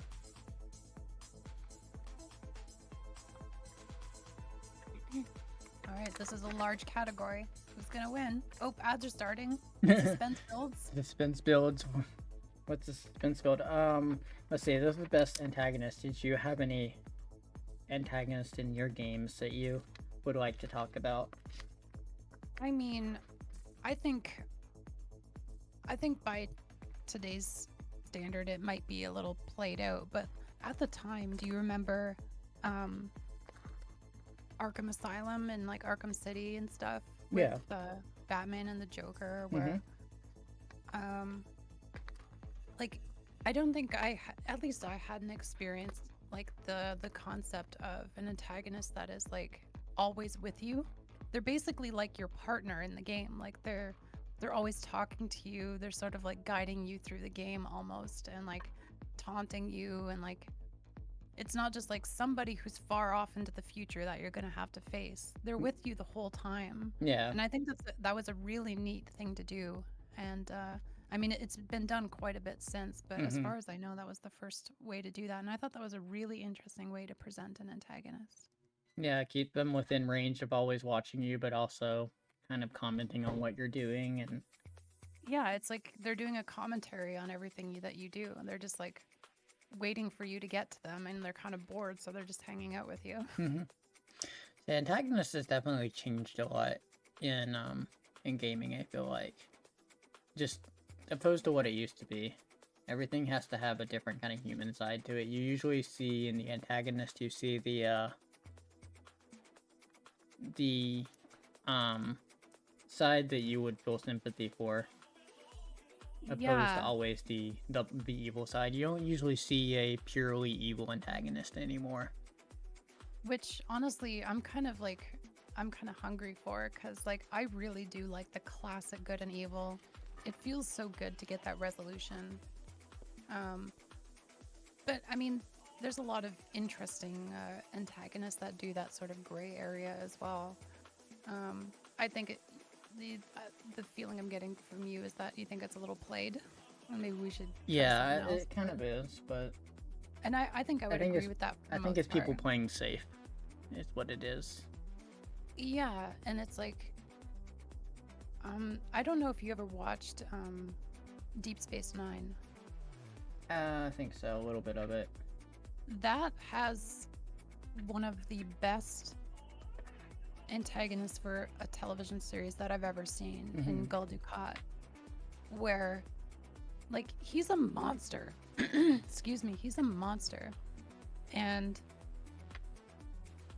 but his character is like written and played so well that there are times that like you almost forget about that and you're like, ah, he's funny, or like, oh, that's kind of sad that like, and you know, and you have to keep reminding yourself like, no, this is like space Hitler, you know, like this is like an awful person. And I think that they kind of ride that line and almost kind of make you like him sometimes. And I think that's it's a delicate line to walk to make it interesting, instead of just like, oh, I don't care, you know, like. Yeah, true. Because then, they play it one way or the other too far, then you lose interest. Yeah, they're like, if they become like your friend, you're like, oh, that's kind of dumb. Like, but I don't know. That's just like that's a classic. That's a Crimmies 2024 TV show from 30 years ago. Shout out. Alright, so let's get to this award. Rassi is teasing us with quotes. The line between good and evil cuts through the heart of everyone, and who is willing to cut out a piece of their own heart. It's true. You do have to balance both sides of yourself. And here we have Knights of the Road. So we see, we got a boss fight here from the game, is what I decided to go with for a little thing. Kind of see Let's how take a the look. fight works.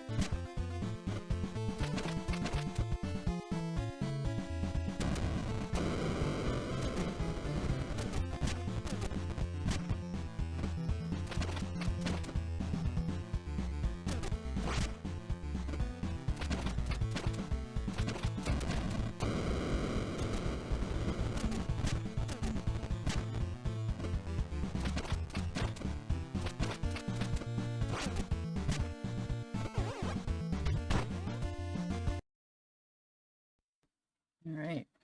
So that was an example of one of the bosses in the game, or enemies that have very similar kind of mechanics to them.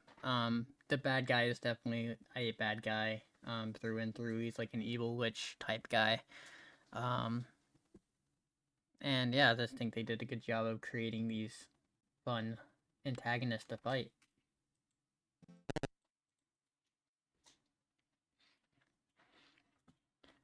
Now we have another recent game spotlight. This trailer is very short. There is a lot of flashing in this trailer, so if you have any issues with like flashing lights or anything like that, please be aware of that. That's a Um, Crimmies 2024 content warning. yeah. I have been saying that because I mean I've been um coming across life with like people who are epileptic, and it made me realize I never really comment on that before. Yeah, Um, it's a nice courtesy, you know, like it's something that I guess as you go through as you go through life, like maybe you didn't like I didn't like kind of grow up with people with conditions like sensory conditions and stuff like that as people who are close to me. yeah, So it's something I never really considered until like I started getting into like the world of YouTube and Twitch and stuff like that, and you start to meet people or see people that are commenting on this sort of stuff, and you're like, yeah, that is important, you know. so I definitely anytime I know something has like a degree of flashing like that, I'm like I'm just gonna drop out a comment just in case anyone's watching it. All right, so let's check out Year of the Ladybug Season 1. This just came out relatively recently. I believe this month, actually.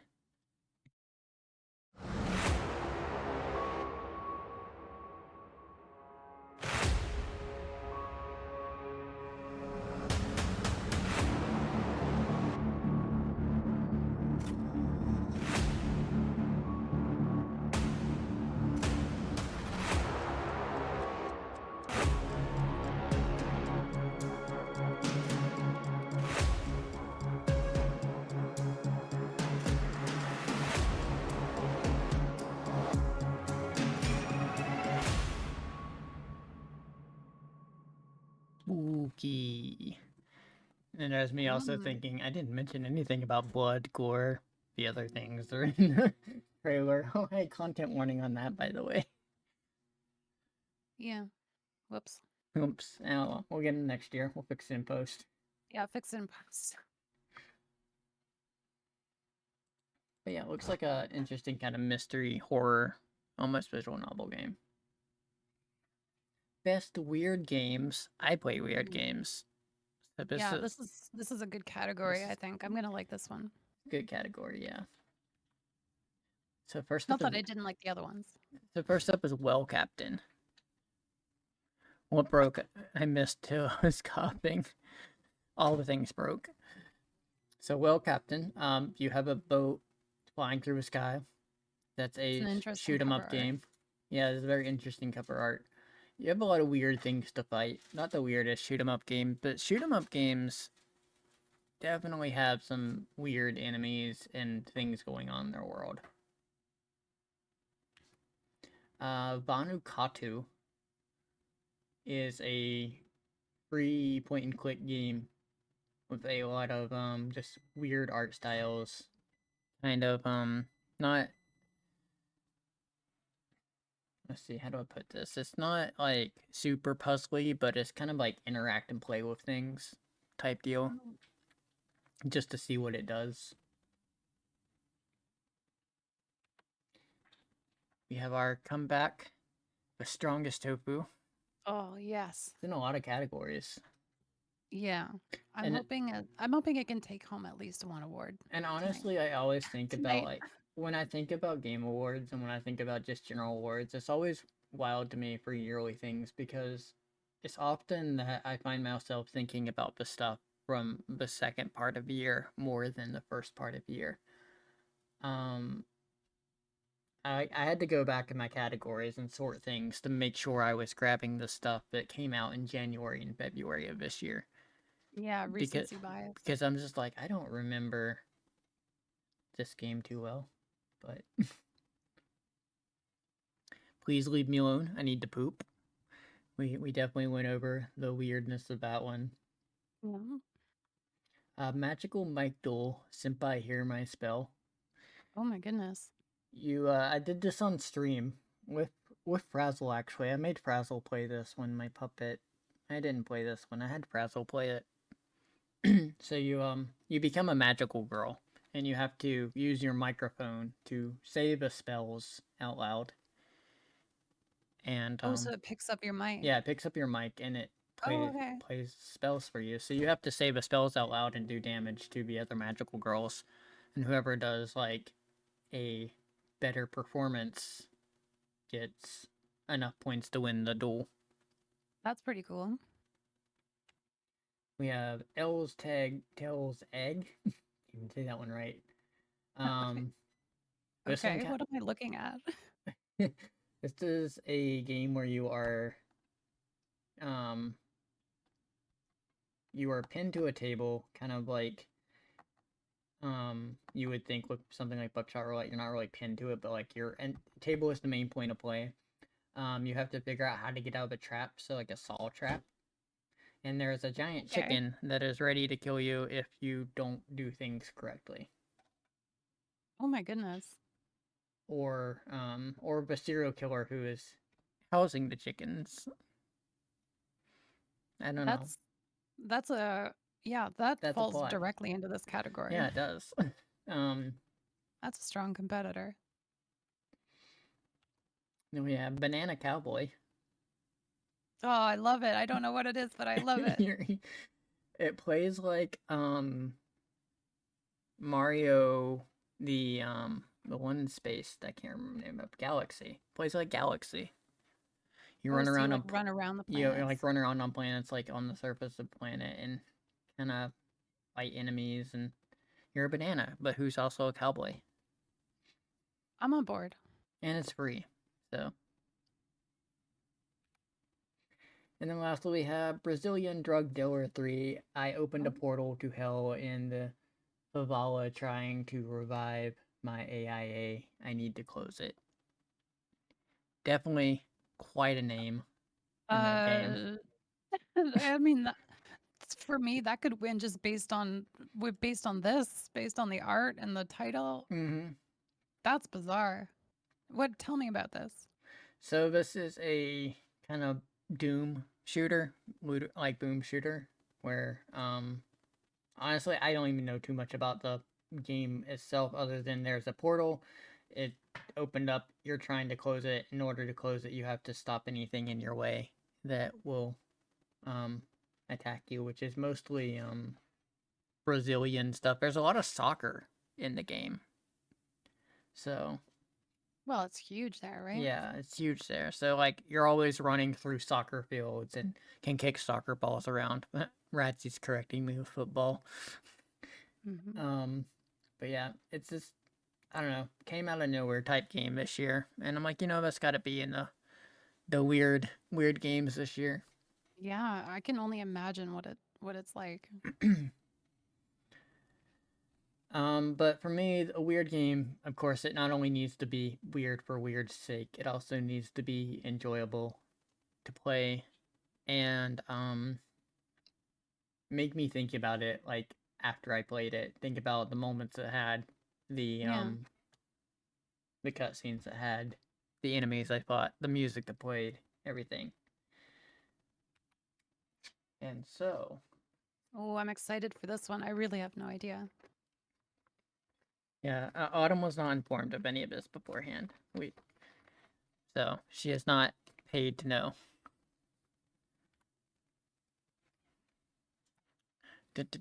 Yes! The strongest tofu.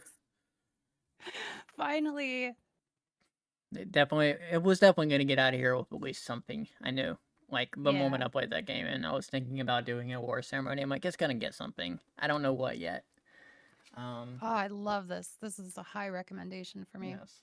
Strongest Tofu is a wild game. Let's see what we got here. Let's take a look.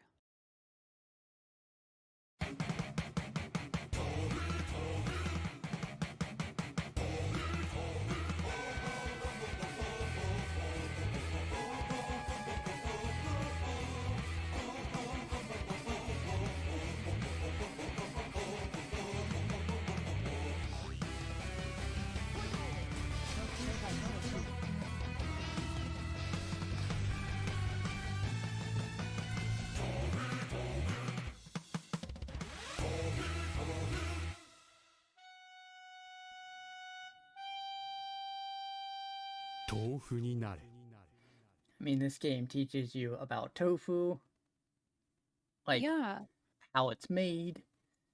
It shows you a bit of the process. It I love any game, honestly, that includes FMV, like full motion video, especially in like today's gaming, because it's just such a genre that whenever it tried to be picked up in the past, it just didn't work. In the 90s, like, it died, and they tried to bury it. And so Yeah. anytime I see a game that uses FMV, I'm like, you automatically get brownie points from me for It's always a including that. treat. Yeah. Also, shout out to Evil T-Rex. Yeah, T-Rex. What is it called? Deep fried?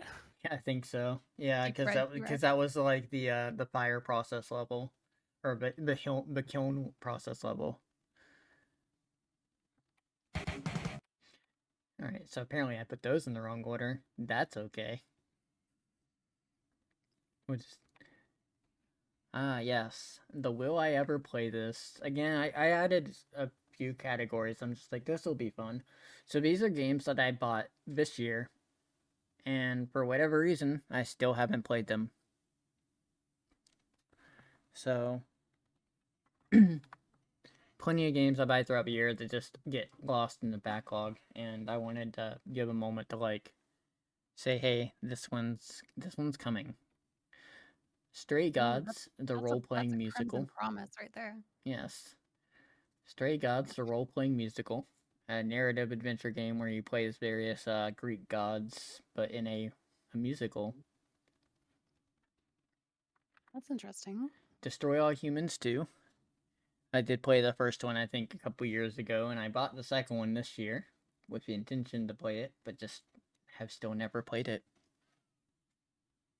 Yes, we don't have unplayed backlogs, Ratsy. Tinykin. Oh, I think this one is on my wish list as well. Yeah, it looks like a lot of fun. You run around. I've been watching I think for this one, a lot of the issue is I've watched a lot of people play it when it came out, and then I didn't want to play it when it came out. But I did pick it up this year, and it's just one of those. Will I play it? I don't know. It feels like a Pikmin sort of thing, right? Yeah, it definitely kind of feels like a Pikmin run around, use the different tinykins to like solve puzzles and to do various tasks around. Yeah. The Excavation of Hobbs Barrow. It's a point and click with a really, really pretty art style. Supposed to be kind of darker story. I don't know too much on the story. This looks like a cover to like a classic YA novel from our youth. It kind of does, yeah. I can see that. Like a mystery, like a Agatha Christie. Yeah, Agatha Christie novel, yeah. Definitely. Cat Cafe Manager. So this one's kind of funny because I've actually even backed the second game. I haven't even played the first one that I picked up this year, but I've already backed the second game. I might have this one on my wish list as well. I don't remember. I think Meow convinced me to back the second game, and I was like, yeah, that looks like a lot of fun. And then I realized that wait, I just bought the first one this year, and I still haven't played it. And here I am backing the second one. Yeah, I do have the first one. Apparently, I've played it for 4.5 hours. It's got some decent humor. Shorter. First, Destroy Humans. Oh, okay, yeah, let's talk about Destroy Humans too. I've got more in this category. We have Hexen, another boomer shooter classic game. Wow, that's a classic title. The Wardrobe, even better edition. Skeleton. Point and click. It's got a skeleton. Another nominee for best skeleton. I was like, I did make you back to the second one. 9 Noir Lives, a point and click noir game, but you play a cat. Okay. Loop Hero. I've heard of this one. I say I've heard of a lot of good things about it. I've heard it's one of those time sink games that you're gonna lose countless hours to learning and enjoying, but I've not tried it. And I think I bought it after one too many positive reviews. One too many. Yeah, after one too many positive reviews. And then Braid, the anniversary edition. So Braid came out years ago, of course, but they released a anniversary remastered type version out of nowhere. This is like a lauded indie title, right? Yeah. Braid is like one of the quintessential beginning indie titles. Yeah. Definitely one of the earlier ones. Thought for a second you were gonna say after one too many drinks there for a second. Yeah, after one too many drinks, I bought Loop Hero. Yeah. I remember seeing Hexen and like I would go to like the Rogers video store and rent games when I was little and I'd always see Hexen on there and I never rented it. Yeah. No, it's popped up in your life again. Crazy Here it comes. how that It's works. gonna win too, I think so. Is it? Alright, let's find out. Penny, you want to open this one? Penny didn't want to take part. She turned around and left. Okay, I'll do it for you. She's more of a closer. Award goes to Tinykin. Yeah. How dare you have a backlog? Yeah, I do have a backlog, and Tinykin will be one of the first games thrown onto the 2025 games to play. So expect to see Tinykin in like January or February probably. Let's take a look.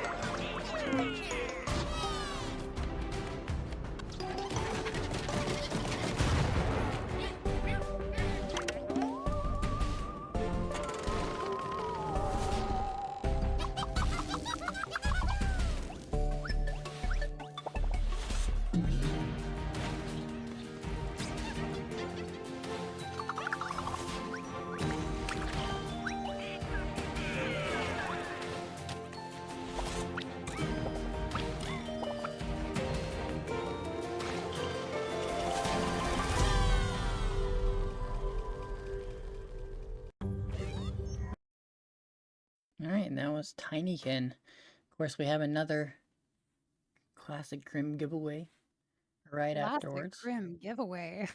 Of course, we all know I'm a streamer, so now you can live the same life I do. Or any other streamer with Streamer Life Simulator. I'm gonna take a short bathroom break. I'll be right back. Okay.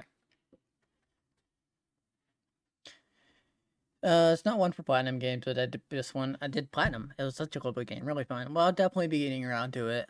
Sarah, it does seem like it's gonna be a great game. Like I said, I've watched a few people play little snippets of it, and I wanted to give it a shot. I want to try it, and it's been on my backlog too long this year, along with other games, and I just want to make sure that some of those games get the treatment next year of being put in the backlog and actually being played. So Tinykin needs to be played. I'll get around to it. I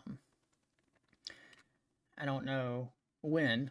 It'll probably, like I said, it'll probably be in January. I already am building my backlog for next year. Let me see here. I think I've got it here. Do a little break from the break stuff. 2025. Yeah, I've already got 36 games, including Tinykin there, in the backlog for next year. And it's going to keep growing as I think of more games I want to play. But for now, this will be the overarching backlog for next year. And, of course, if there's anything people want to see me play, it's always the same as normal. You can ask me. I can probably throw it on there if I have it. If not, I might be able to get it. I've got 7 games left on the backlog for this year. Better on the wheel this year. And I don't think I'm going to get through all 7 of them. But we're going to play as many as we can in the couple weeks I have left before we go home to visit for the holidays. because I will be going home on the 29th of December through the 5th of January. So only about a week, but I will be gone for that week from streams and everything. I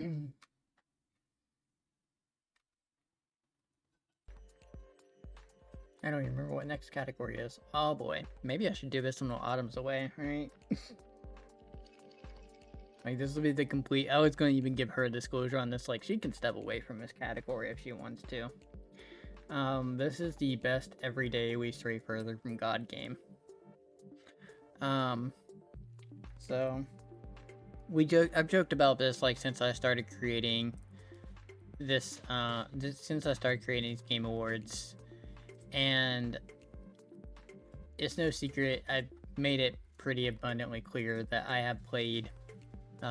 certain games. I jokingly put it here as person of culture games, and so these are smut games with a good game pair.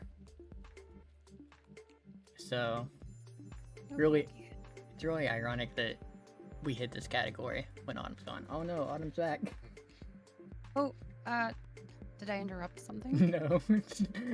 I was joking. I was saying that I was gonna actually give you a disclosure when we hit this category.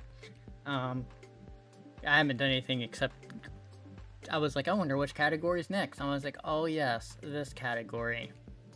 So if you step away from this category, I completely understand. This is Every day we stray further from God. Yes.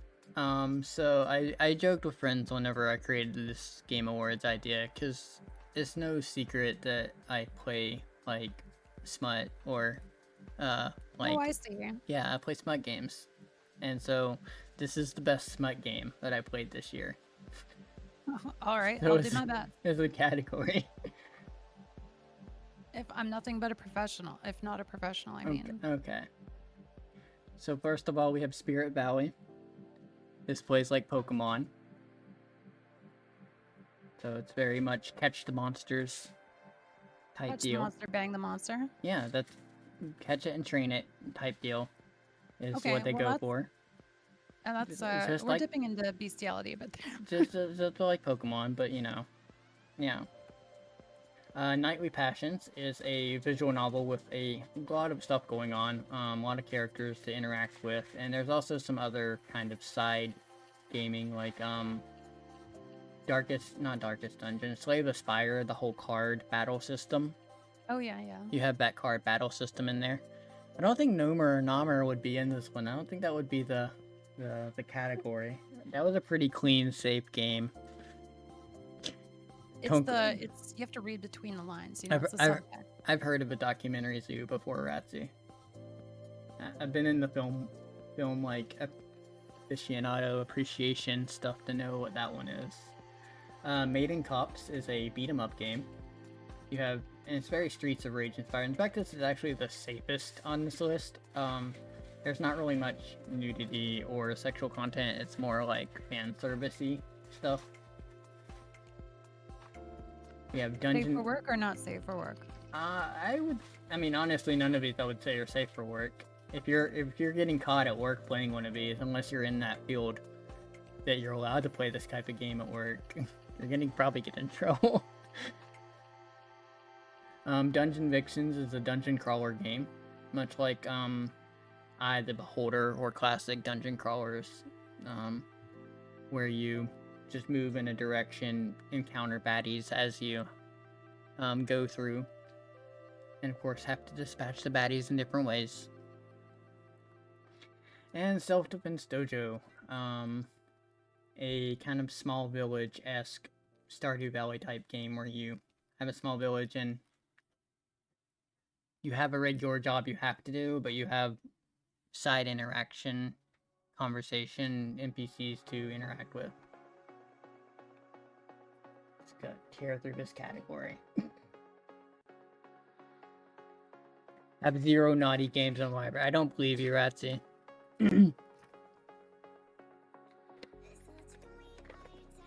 Alright, and the award goes to Nightly Passions. Of course, I didn't include a video because it wouldn't have been safe for Twitch terms of service, but I did include a few screenshots of the game to talk about it.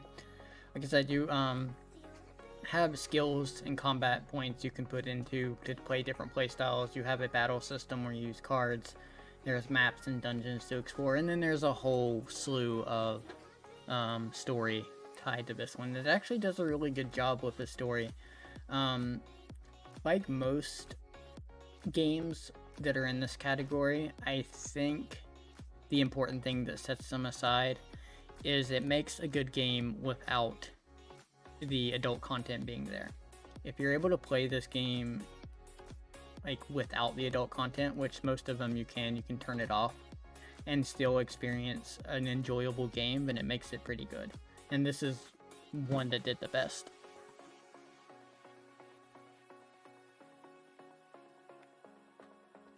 Directly South Park's Take a Troop is graphic, yeah, true. And now we have another random recent game spotlight. Oh, I thought this one was part of the No. Like I said, I didn't want to do the of it. This is I don't know what this is, honestly. This is a horror game of some sort. Came across my recommendations.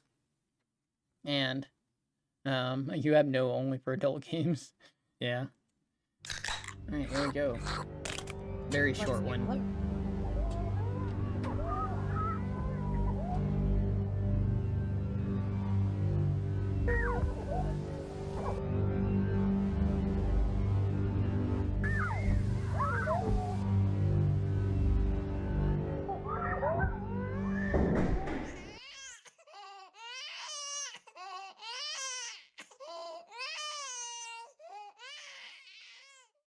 Very short, very disturbing trailer, but I think it does a good job of selling it as a spooky game. There you go.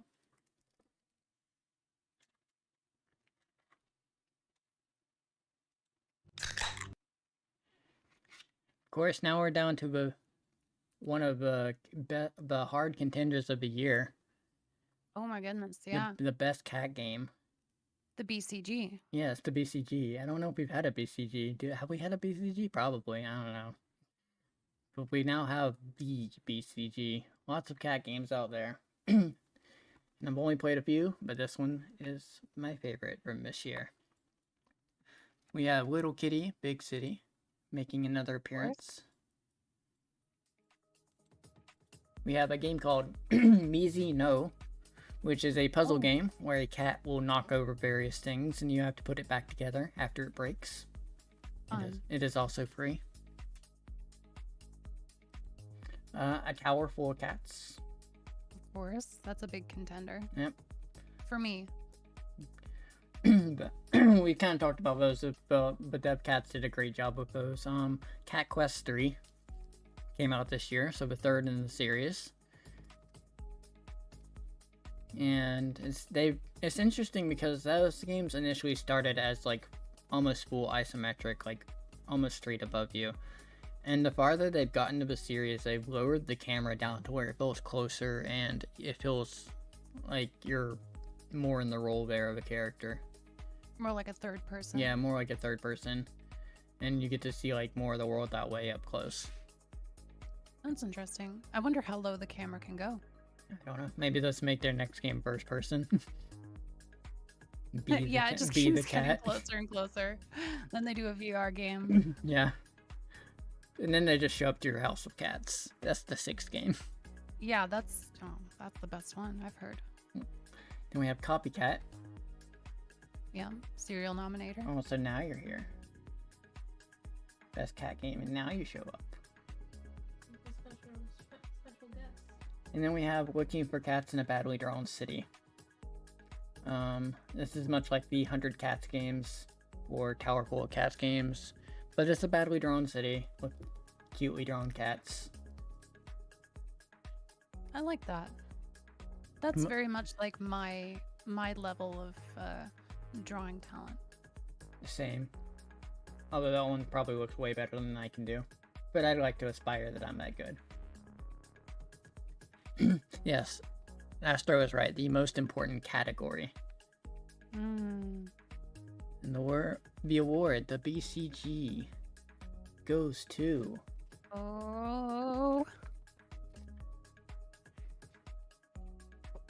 Copycat. Hey, I didn't think that one was gonna win. So this one, like, for me, it was a tough one between Copycat and Little Kitty Big City. And I had my real my reasoning is that Little Kitty Big City, although it is very charming and has a lot of fun things to it, there were a few things that kind of started to grow a bit stale after doing them so many times. Like I felt like I was doing the same thing throughout a lot of the game. Copycat is just like a single narrative experience that I sat down and wanted to do in one shot, and the only reason that I couldn't was because I had work that day. And I was like, it was one of those, I was tempted to call in sick, like, I want to finish this game. Yeah.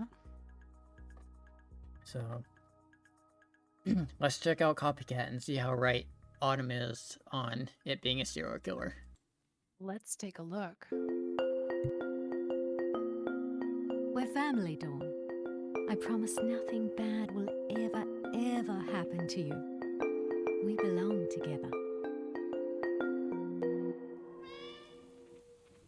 Hey, Mum, it's me.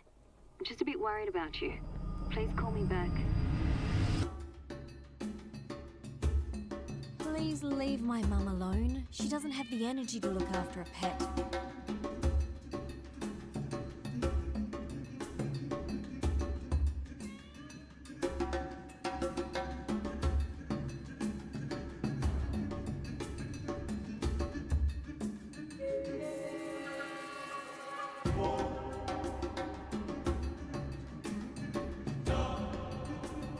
The road, Dawn?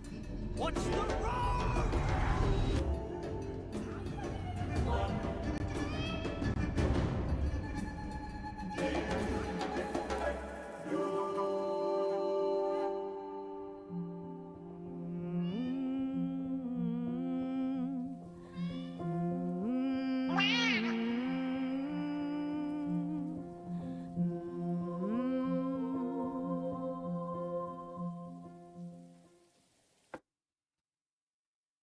So, I think Oh my on God. rewatching that trailer, from one, yeah, there is some very heartbreaking stuff in the game. Not only from the The cat's twist. not only from the cat's perspective, but also the human perspective there. And I think for me, what made this game more enjoyable and fits the cat category better than Little Kitty Big City is that it feels more like a cat.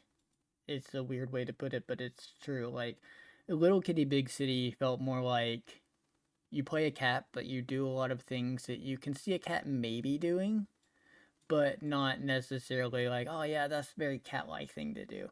This one is, you do things like scratching the toilet paper roll and walking around in paint and getting it in the house, and things that you can definitely see a cat like jumping up on the table and knocking everything over on the table just to get to food at the end of the table, even though the items in their way are not really in their way, but they just pushed it because it was there. Yeah, even the trailer, I was like, oh my God, I feel so bad for this cat. And then like right at the end there, you're like, oh, there's another cat. What? Twist. Yeah, so it just did a great job of like creating this narrative story with using a cat as the focal point. Cool. I'm interested. Good win. All right, most anticipated games. We got a few games coming out next year. I think we're down to our final 3 categories, I want to say. Yeah, 3 or 4. And this is most anticipated by you. Yeah, most anticipated by me. Okay. So, games I'm looking forward to the most that I know about that are coming out, that are supposedly coming out next year. And at the end, I'll try and guess which one that you picked for the winner. So we have Recall Empty Wishes. This is a horror kind of visual novel puzzle game. Kind of, it looks like it has like the One Missed Call Japanese horror story type deal going on with it. Dark Foreboding. Yeah, no Time Splitters, no Katamari games. Yeah, as far as I know, those aren't coming out. We have Date Everything, a game where you can quite literally date almost anything. From refrigerators to toasters to whatever you feel like dating in the game, supposedly. Is this a wholesome game or is this an NSFW game? It should be a wholesome one as far as I know. Okay. They might have a NSFW patch, but as far as I know, they're creating it in mind to be wholesome and funny and comedic. Okay, good. We have Billy Bust Up, a musical platformer type game. It's got a very cartoony world. If you've ever seen the game Hat in Time, it's kind of like that. I've heard of it. Yeah, it's like a 3D platformer. Of course, more like Mario 64. So very fun, adventure-filled world with a lot of silly, fun antics and characters.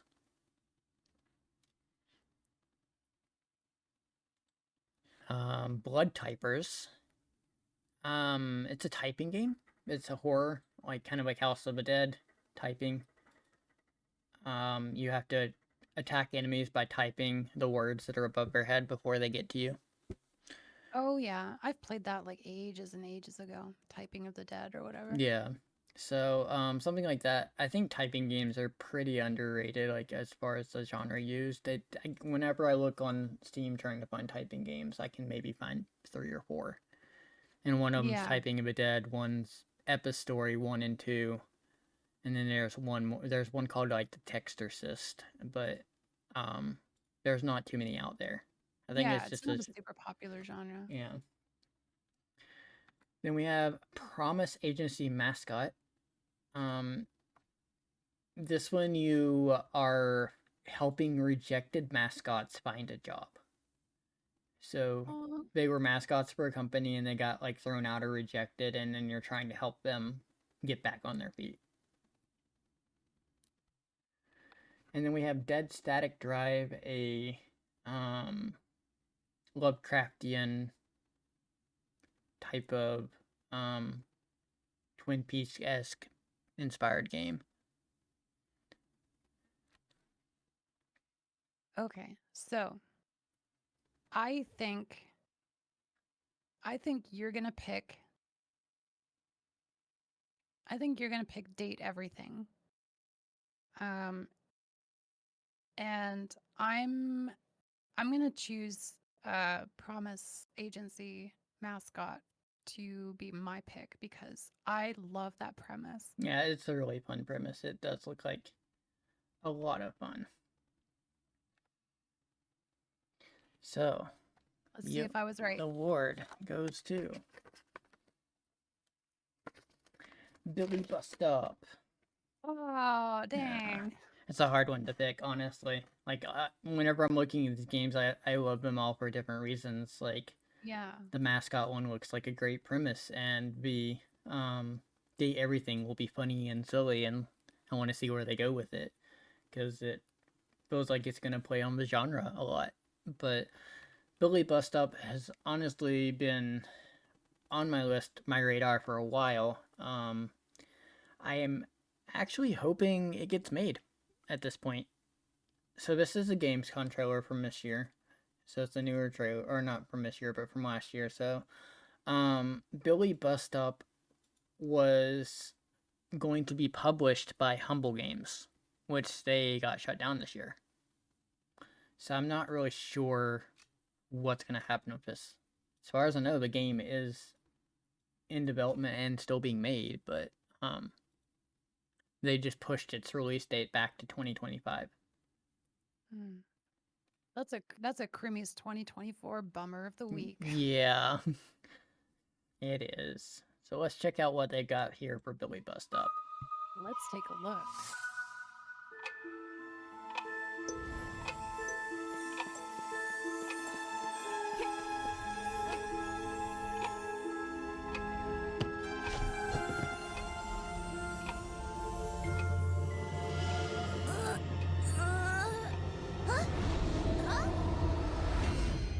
Trying to steal my stuff, are we? Well, that's not very nice. There's a million gruesome ways to die. There must be something we can try. We're sure your death will be second to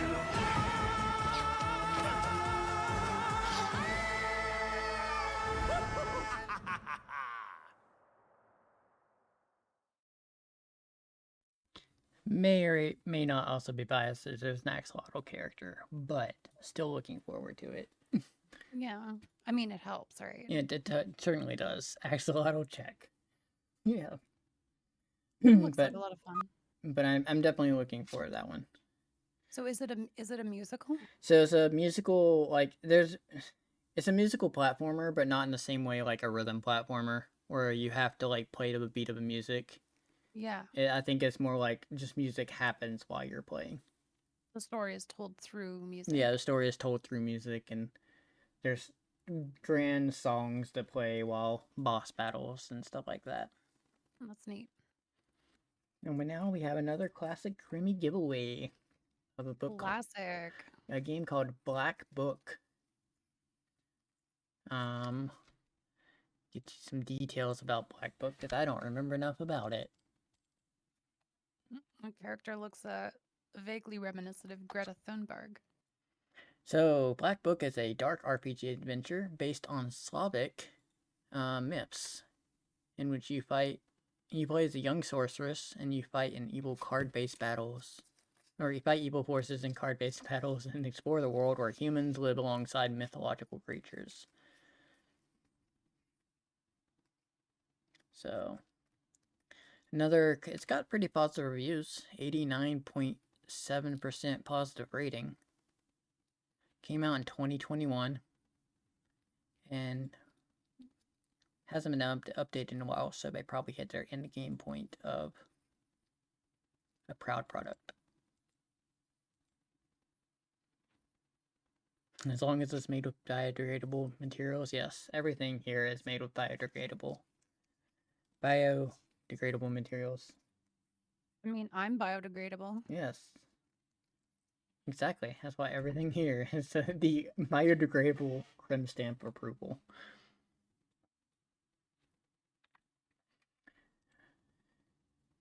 So that best game I suck at. This game released this year is fantastic. I just can't play it well. Which people who know me know which categories I'm kind of weaker at. So first up we have Stargate Timekeepers Part 2. A RTS game set in the Stargate universe. I might have this on my wish list as well. So I imagine that most of these games are either going to be on your wish or on Hooligan's wish list or on Meowish's wish list, because all three of you play games that I would be terrible at. Yeah, like strategy and RTS and stuff. Like that Empire Advance game you played. I'm like, oh, that looks really fun, but I would be terrible at it. God, Darkest Dungeon isn't there. I'm going to be sad. Well, this is games that came out this year, Meow. For 2024. But if it was a thing, it would definitely be there. I would definitely have Darkest Dungeon on there. Zillion is a card battler in space. And I don't think I ever even beat the first boss when I tried it out. I did. Cool artwork. I did a number of runs and just couldn't even beat the first boss. Under Night in Birth is a anime fighting game. And I did a dare drop thing where I had to play 200 matches, and I probably lost 185 of those matches. Wow, like I don't even understand what that title means. Neither do I, to be honest, but it's a really cool looking game, really fun fighting game, but I just could not play it well. But it was a very high complex fighting game, kind of like back in the day when I used to play Guilty Gear games or BlazBlue games. They were just a lot to learn fighting games that I just could not grasp my fingers and stuff around. Yeah, I mean, I like fighting games. I like watching people who are very good at fighting games do that kind of stuff. It's really exciting to watch. Mm-hmm. But yeah, like I enjoy I enjoy it, but there's something about fighting games that my brain just can't wrap around. I Next find up, it very difficult. we got Scald against the Black Priory. This is a overhead, I'm gonna say turn-based kind of dungeon, not dungeon crawler, but like it's definitely, how do you put it? Like, I'm trying to think of a good game to compare it to. I don't even know. You're Like an over, RPG? yeah, like it's an RPG, and you have your party members. So kind of like the classic NES, SNES RPG games, where you have like party members control, but it's very unforgiving. Like your party members can get wiped out really quickly if they have wrong equipment type deal, or so It's a on. lot of trial and error. Yeah, a lot of trial and error, and a lot of figuring out what's good and what characters should do what. Yeah, kind of like Fire Emblem, I'd say. And then we talked about this one a little bit earlier, but Metal Slug Tactics. Again, I don't even think I made it through 2 or 3 levels in that game when I tried it out for an hour and a half. Yeah.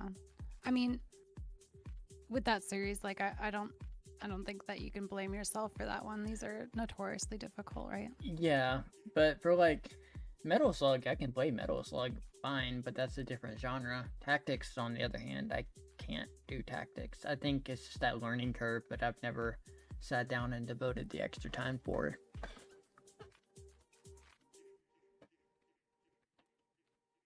And we have our winner going to, for the best game I suck at, Scald against the Black Priory. Ooh, I'm interested to watch this. Yeah, this one is a really cool game, and I really love the art style, but it's one of those I should pick it up whenever maybe I'm more in the mood to sit down and learn the curve and learn how to play it. Let's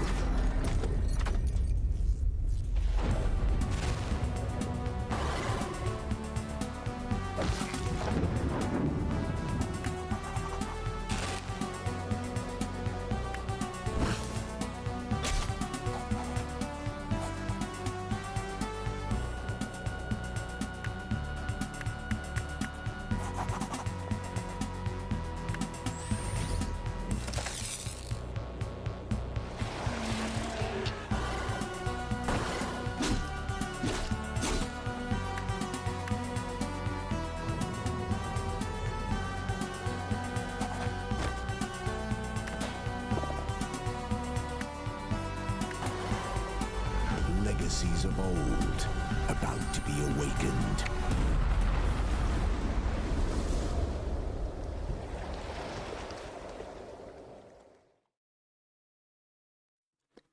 Alright, so that was Scald, I don't know how it's pronounced, against the Black Priory. Very cool. Def- Very it reminds me of like there was like a Dungeons and Dragons like NES game. Mm-hmm. It reminds me of that. Yeah, definitely a little outside my wheelhouse of games I normally play. But I was actually like really excited to try it out, but then I did, and I was like, oh, I'm terrible at this. So we got 2 more categories left. These are the big hitters. These are the heavy ones. Because normally, any years prior to this, I've always had 2 categories I talk about, like for friends and whatnot. I have 2 games of the year. I have the game that came out that year, that was my game of the year, and the game that I experienced for the first time that year. So this is the first experience game of the year, so sometimes it might take me a little bit longer to actually get to a game than that year. So this could be anything from a game that was released in 1970 whatever to 2023. So lots of leeway here in the category. Yeah, this is gonna be a pretty open category. Yeah, pretty open category, hard to choose. I got it narrowed down a little bit, but there's still, I think, 3 pages of voices here. This is what you all came for. Let's go. Yeah, here's the big ones. Majotori, a trivia game with a lot of fun stuff think Ratty loved the clip of me getting the Simpsons stuff wrong in Mogitory. But it's a fantastical trivia game. A lot of great crowd interaction. And part of what makes these experiences greatest experience to do is what it was like to stream it and play it. Or what it was like to play it in general.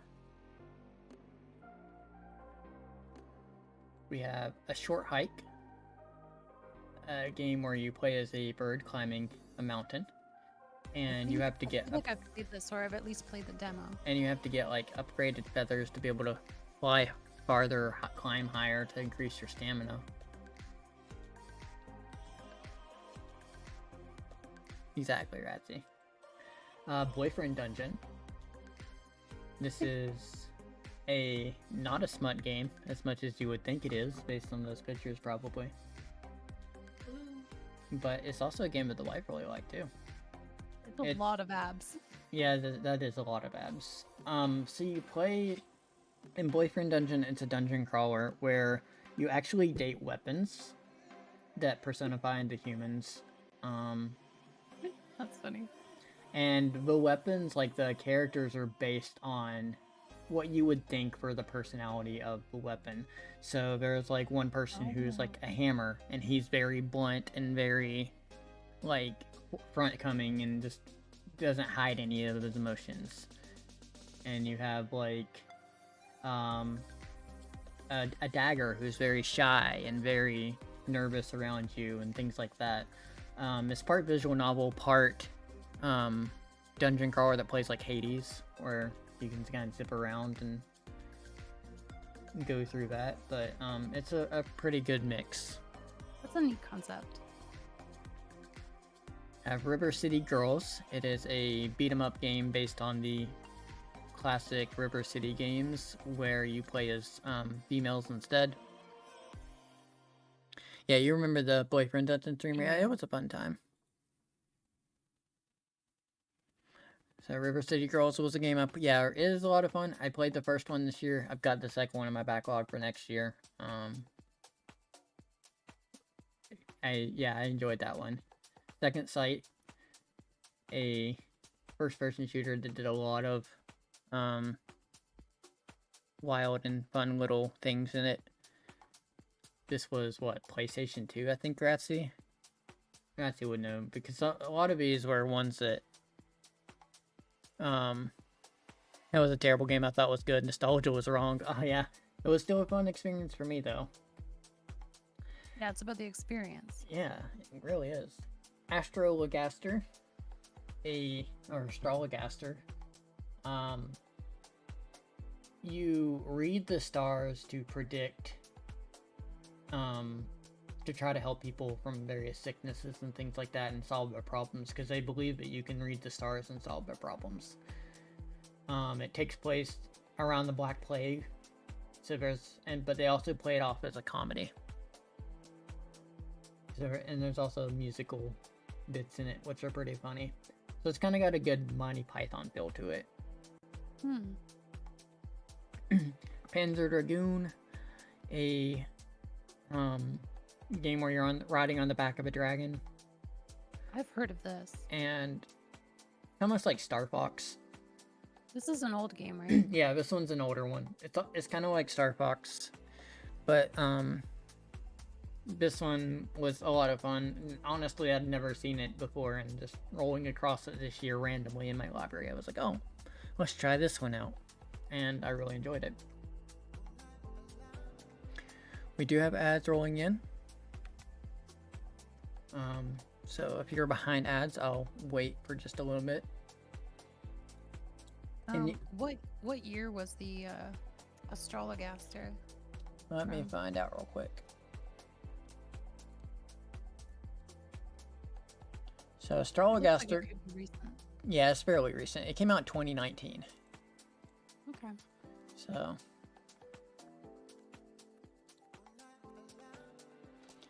the Panzer Dragoon I played was the remake, but it came out in 2020. The remake did. The original game was probably, I don't know.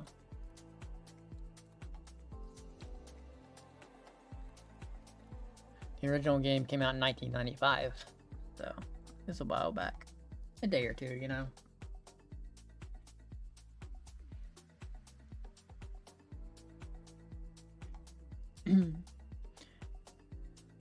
Ratchet's got questions. He thinks Thatcher's the answer, British Prime Minister. Iron-willed British Prime Minister. Trying to think.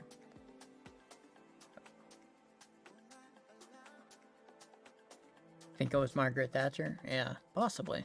Find out very soon. Yep, you are right, it was Margaret Thatcher, the first female Prime Minister of the United Kingdom. So back from the ads, continue on through the nominations. We have Maneater, game where you play as a shark and eat until just keep growing and eating people. This was based on like the Jaws tie-in game for PlayStation, right? I think so. It was a lot of fun. You just rolled around as swam around as a shark, and you start out eating like small little critters in your swamp, which, you know, I'm not questioning the logistics of why a shark is in a swamp, but Yeah, like if a shark was like a superhero yeah. or villain, depending on which way you look at it. And you just kind of keep growing, and you get to a point where you start taking down like big boats and helicopters. Helicopters. Yeah. It gets ridiculous, but it was a lot of fun. Max Payne, a classic from PlayStation 2 days. Oh yeah. The Last Campfire. This one's kind of a cozy one. You have these campfires that you have to light, and because they are the last ones, and you have to rescue these souls along the way. Meg's Monster, a very Undertale-inspired game of a monster who a little girl ends up falling into the world, and he has to take care of her because she might cause him. Yeah, say you were there for this one. Yeah, I was. This was a and you didn't expect it to get emotional. Yeah. It was good. So yeah, that one was definitely up there in the listings for this year. Fallout New Vegas. Classic. A good old classic again. Finally got around to that one this year. I'd been hounded on for years, honestly, about why I have not played that game. Like, for years. Yeah. And anytime Fallout came out, they're like, why have you not played Fallout? Yeah, like Ratsy said, it's a fan favorite. Like, fans of the series think it's the best one. Yeah. And they're either behind that one or 4, I think. But either way, first time. Planet of Lana. This one, very pretty game, very great music. Some tough platforming sections, but got around to that one this year. 30XX, a Mega Man inspired game, and honestly, it's fantastic with the music and boss battles and stuff like that. I believe I was there for that one as well. Got Beacon Pines, a narrative game where you play with a storybook and you get to go back and change things based on what words you find in the story. So you might find a word that you can travel back in time in the book and change how the story turns out based on what word or what feeling you used. So you might have something like angry or sad, and if you go back, plug in angry, it's going to cause one reaction, but if you go back and plug in sad, it's going to branch your story out in a different direction. Oh, that's really interesting. And it's about this like little town that has this mystery undergoing, and you're trying to figure out why the town is hiding this stuff and what's really going on. So like if you were kind of like locked out of like a part of the story, you got to keep playing. Yeah, you got to keep playing until you find a new word, or which will let you go back and use it somewhere else. That's pretty neat, actually. Then we have Kaze and the Wild Mask. This one is Donkey Kong Country through and through. It looks different, it's got different characters, but it's like you're playing a Donkey Kong Country game. just on a newer platform. Yeah, Isn't kaze like slang in the UK for bathroom? maybe. And I'm not even sure if it's kaze or keys or I just say words, you know. It works out. Somebody corrects me otherwise. I put the wrong Call of Cthulhu there. That's not the right one. Supposed to be Call of Cthulhu Dark Corners of the Earth. Ratsy knows which one I played. We'll fix it in post. Yep, we'll fix it in post. As in next year. It'll be fine. Yeah. Yes, Dark Corners of the Earth. That one. Not this one. I've not played this one. I don't even know if that one's good. Condemned Criminal Origins. I've heard of this one too. Yeah. This one is like kind of like a cult classic, right? Yeah, it's another cult classic. I played a good amount of those this year, and I partly think the people who come into streams for that, because, you know, they're always tossing these, have you played this game? Have you played this game? Yeah. And whenever they come in enough and ask me if I've played that game, then it usually pops up higher on my radar, and I finally get to experience it. Claudonaut. You have an ocean that you're cleaning up, and there's axolotls in the game everywhere. Yeah, You, so that's bonus points there. you kind of clean the trash up and clean the different parts of the ocean up. And then lastly, we have Happy Game, a kind of point and click, weird, Oh, I've seen zany this. one. Yeah, it's got a lot of trippy. It's like psychedelic. Yeah. So, those And are. it's that studio. Amanita? Is it Amanita or is it? Yeah, I think so. I always get Amanita confused with another studio. Because there's a studio that did, So Amanita did, yeah, it's Amanita. Amanita did Happy Games and Samorost, and... Because then there's one called Annapurna. And I always confuse Amanita and Annapurna. Yeah. Annapurna did Stray and Edith Finch. Yeah. Amanita also did like Chuchel. Yeah, Chuchel and yeah. Yeah, their art, whoever does their art is it's just fantastic. I love the style. It's so unique. Yeah, they definitely have a really unique style with their games. So yeah, those are the contenders for the best game I played this year that didn't come out this year. Or whatever I gave the award name. Ooh, that's a lot to choose from. It is. It's a lot to choose from. That envelope out. Do what?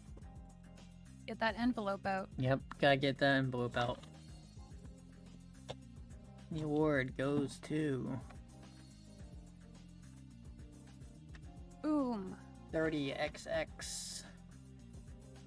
It's like, these two choices, of course, were like the hardest to make. I had to sit there and think about everything with these games as far as like, am I ever going to go back to them? What made them a great game? How much did I enjoy them? How many bugs and issues did I run into despite it being the phenomenal game that it quote unquote is? You know, things like Fallout New Vegas. The congrats solo one.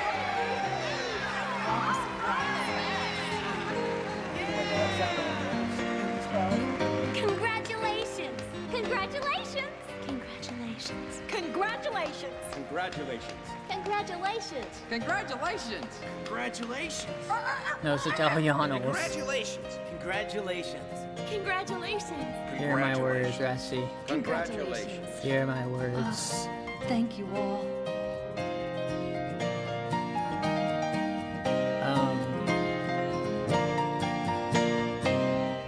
I will say for this one, like when I think about games like Max Payne and Fallout New Vegas and things like that, those are fantastic games, but of course they didn't come without their issues either. And part of that's just because they were older. But this game, 30XX, like I got sucked into this game hard as far as it being a part of my world for a good solid while. Whenever I wasn't playing it, I was wanting to play it type deal. And that doesn't happen too often with games anymore. It really doesn't. Like, when you have a lot to do in life and you have work and you have obligations and things like that, there's not too many games that like drag you back into wanting to go back to it. Yeah, that's a classic Crimson hard sucking. And you can only get those here. Yes, dear. Oh, thank you. The only channel where you get sucked in hard. Anyways, Yes. Exactly. Anyways, yeah, here's 30XX. Let's check it out. yeah.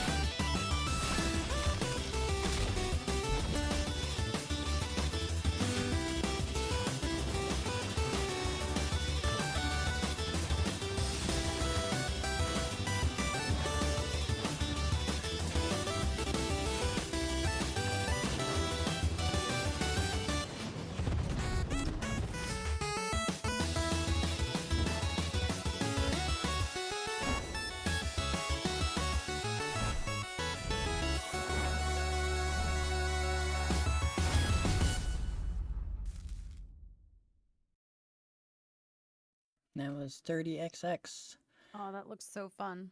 which I have put over 45 hours into so far this year and still intend to play it more. Yeah, it looks so much fun.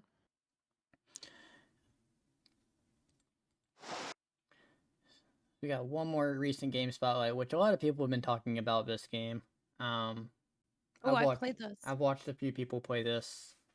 I would like to. Honestly, I don't even know if my computer could handle it, to be honest. But I'd still play it.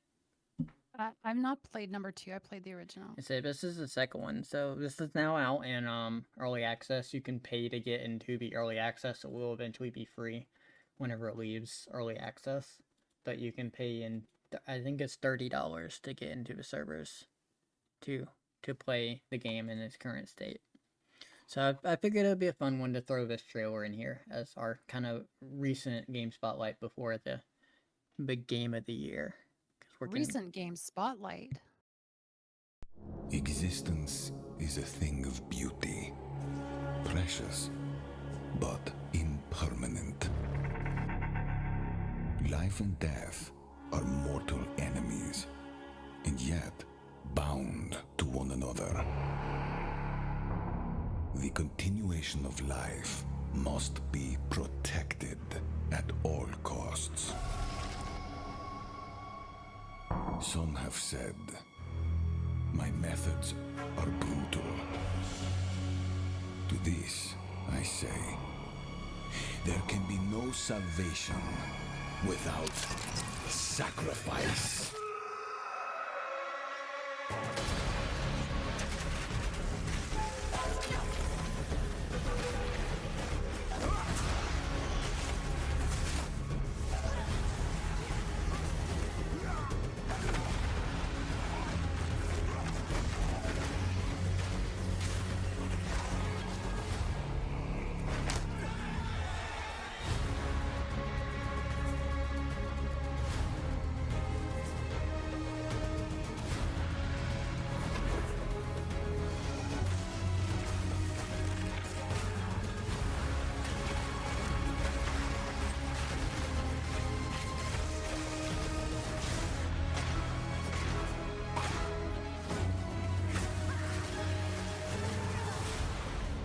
We are faced with the end, and I will do what I must.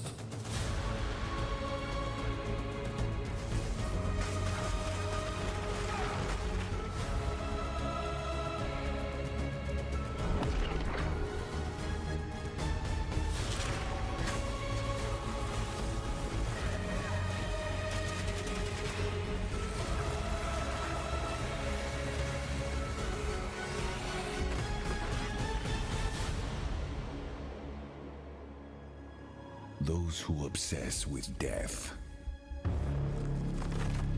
Let them soon be acquainted with it.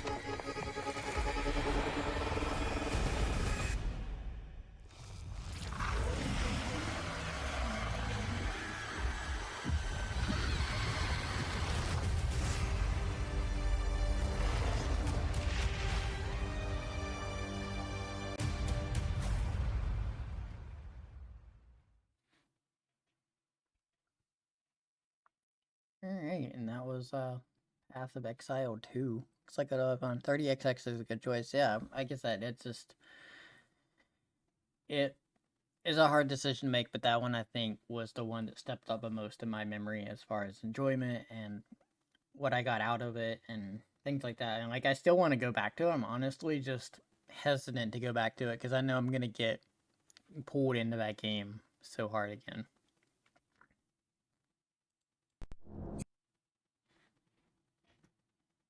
Warriors Here it Reverse is. Code. Except since they got them up down, yeah. Yep, here it is. The Game of the Year 2024. I think. Game that came out this year that I enjoyed the most. And Ooh, epic, exciting music. I'll probably turn the music back on, huh? I don't think that's epic exciting, but we're gonna go with it. Maybe I should just turn it on epic. Yeah, there we go. What's it gonna play? Oh, I can't even. Alright, oh, it's whatever. We got it. There's music playing. Yeah, Quiet. and it's awesome. And it's awesome. Yeah. Alright, so I did narrow this down some. I think it's 2 pages. So exciting. We have The Strongest Tofu. Yes. Come on. We have Please Touch the Artwork too. Boo. Oh wait, I'm one of the hosts. I can't do that. Is the co-host just heckling the other choices? Like, no. I'm taking it over. People are gonna get mad regardless, Rassy. Arzette, the Jewel of Faramore. Snufkin, Melody of Moomin Valley. Mika and the Witch's Mountain. At Quest 3. Copycat. Ooh, that's a contender. The Thief, the Witch, the Toad, and the Mushroom. Oh, there's some big contenders, like some award winners in here. Little Kitty, Big City. Just a To the Moon series beach episode. Ooh, that might be hard to beat because it's from your perspective, right? Knights of the Road. Mm. And Chaos Sisters. Gosh, what do I think you're gonna pick? Scroll back to this first page here. The Strongest Tofu. Please touch the artwork too. Arzette, Snufkin, Mika and the Witch's Mountain. Cat Quest 3, Copycat, The Thief, the Witch, the Toad, and the Mushroom. Little Kitty Big City, Just to the Moon series beach episode, Knights of the Road, and Chaos Sisters. Okay, we obviously know that my pick is tofu.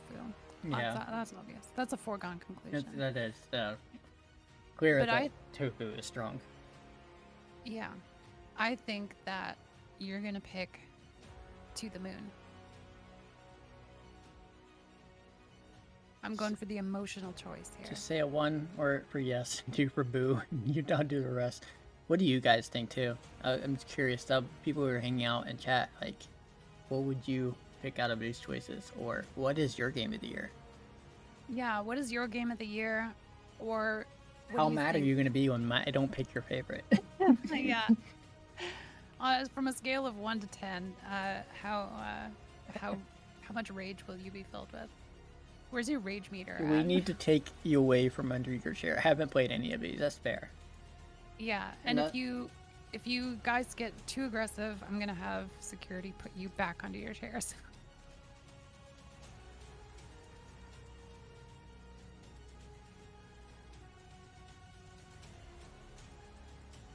For me, when it came to this choice, there were two clear possibilities for kind of what they were. And the first possibility was the thief, the witch, the toad, and the mushroom. Yeah. And the second possibility is just a To the Moon series beach episode. I think that has to be it. That's got to be it, right? That's And what my vote is. the award goes to just a To the Moon series beach episode. Yes. There's many reasons why I would say this one is my game of the year, not just because of the narrative heartstrings, but what journey that the developer has created with this series. And this particular game is not just a game that he created in that series, it is a love letter to his fans of that series. He has made it in mind that the people who played this game were there from the beginning, and that they understand everything about it, and that they really are in it for the journey and in it to see what happens. There's so many things, like as far as the soundtrack is great, the gameplay is enjoyable as far as what you can do and explore. The art is the best in the RPG Maker games. Like, he makes his games through RPG Maker, but it never looks like an RPG Maker game. It never looks like a game that's just been put with those assets thrown together. And of course the story is fantastic. And he's done such a great job of creating this world that can elicit emotions from things that happening in the story, be it a recall back to the past through simple objects and things like that, or through characters. Yes, definitely an indie dev there, Ratsy. So with that, I'm going to turn on my camera for this, and I will fade out with this song, which is a song from the game. And I will go ahead and kind of let this fade out the awards. Thank you for watching, everybody. Yep, thank you. Let's take a look. Thank you, Autumn, for being a part of this and kind of joining me as a co-host here. Oh, so much fun.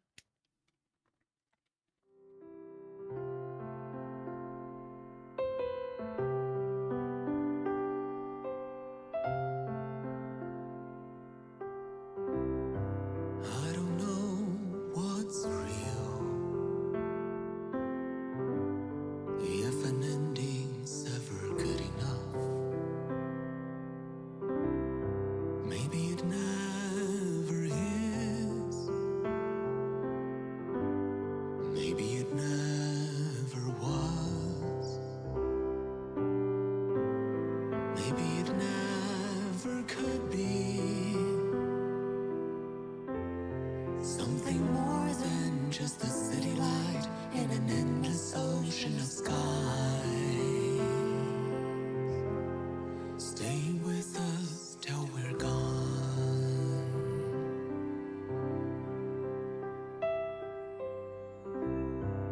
How many more decades would an end for us be satisfied? Maybe just a moment, just a glimpse of what we could. Would it be the same in a world stuck in a memory, growing past its walls of time? Just an echo when we're gone.